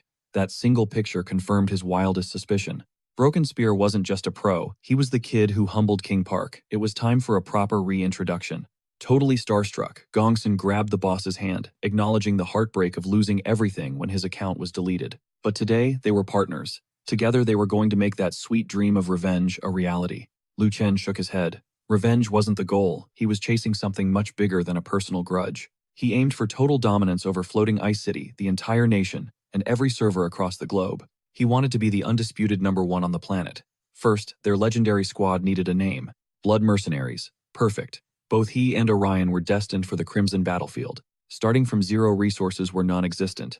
They had to hunt bounties just to survive. Gunsun loved it. The name echoed with the screams of slaughter and conquest. Xu Shen agreed. Thus, the Blood Mercenary Studio was officially born in the shadows. A firm handshake sealed the pact. Next, they forged a logo against a blood-red backdrop. A grim skull emerged, centered between two crossed flags like a harbinger of death.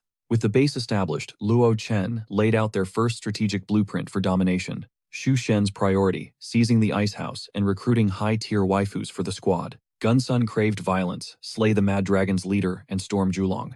Luo Chen listened, but cash came first. He dropped the heavy receipts for 6 months of studio rent. Rigs, gear, everything. The cost was insane. It drained every cent Luo Chen had made. 2 days in, and they were broke. Only a week's worth of food remained.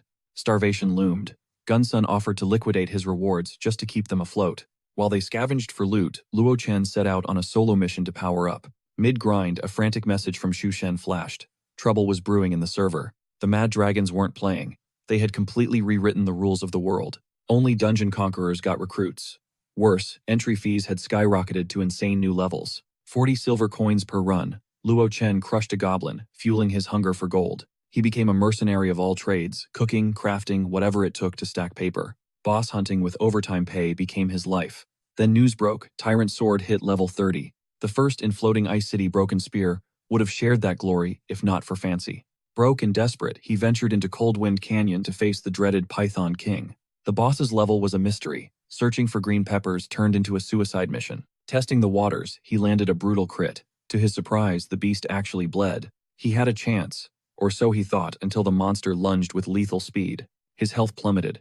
This serpent wasn't just a boss, it was a literal harbinger of death. Vigilance was key. Suddenly, the Python King exhaled a thick, nauseating cloud of emerald mist. Poison. The toxic vapor ate through health bars like acid. The fight just got ugly. Time was up. Shadows dancing. Luo Chen lunged, driving his blade into the beast's throat. The mist choked off. The serpent's eyes widened in pure agony as it recoiled. Seizing the opening, Luo Chen went airborne, raining down a flurry of devastating steel strikes. The beast thrashed wildly, but he held firm, burying his sword into its massive spine. Victory level 31 achieved. Broken Spear officially claimed the throne of Floating Ice City. Epic loot dropped. Luo Chen claimed a skill book, sensing its hidden god-tier potential. While the rest went for gold, he stared at the corpse. Such power couldn't go wasted. This apex predator was the perfect replacement for his old, weak black bear summon. Dark magic surged. He discarded the bear, resurrecting the Python King as his newest thrall. With a nightmare on a leash, Broken Spear trekked toward the frozen peaks for rewards. He sought Shuren the Death Swordsman. The master demanded 5 gold coins for the lesson. A class upgrade and 3 skills. The simplicity of the deal felt almost too suspicious. No trials. Shuren took the gold, invoking Queen Sophia's name to grant the promotion. Senior Necromancer Fencer. The title was his, but Luo Chen sensed a hidden trap. It was too easy. His power didn't feel any different despite the fancy new title. He brushed it off. Surely Master Shuren wouldn't scam his most promising disciple like this. Suddenly, a flood of system skills flashed. The true power-up had finally arrived. With the Master's blessing, Lucian sprinted away to sharpen his blades, his face lighting up with pure childish joy. Eager to unleash his raw power, he vanished while Sharon, the grim death swordsman, eyed the boy's soul like a predator. Fate moved fast. Deep within Weeping Canyon loomed the Knight of Decay, a monstrous boss radiating an aura of absolute death. His stats were insane, making this metal behemoth a total nightmare to take down. Fancy prepped her strike as Broken Spear provided backup, but Lucian told his comrade to just keep it chill. Low-tier rewards meant zero pressure. Suddenly, Fancy exploded from the shadows, launching her ambush with lethal grace. She lunged at the Knight of Decay, a massive titan, built like a tank but lacking speed. The boss effortlessly deflected her blade, yet Fancy retaliated by unleashing every ounce of her hidden combat mastery. Broken Spear watched in shock, baffled how a girl like her snagged such a high-difficulty top-tier quest. This foe was built different. Fancy gritted her teeth, claiming she didn't exactly sign up for this boss fight. Her class-up trial demanded this. She dove back into the chaos. These rank-up quests are no joke. There are no shortcuts, only blood, sweat, and pure grind. Her words hit home, making Lucian realize his own path to power felt surprisingly effortless by comparison. His class-up felt too easy.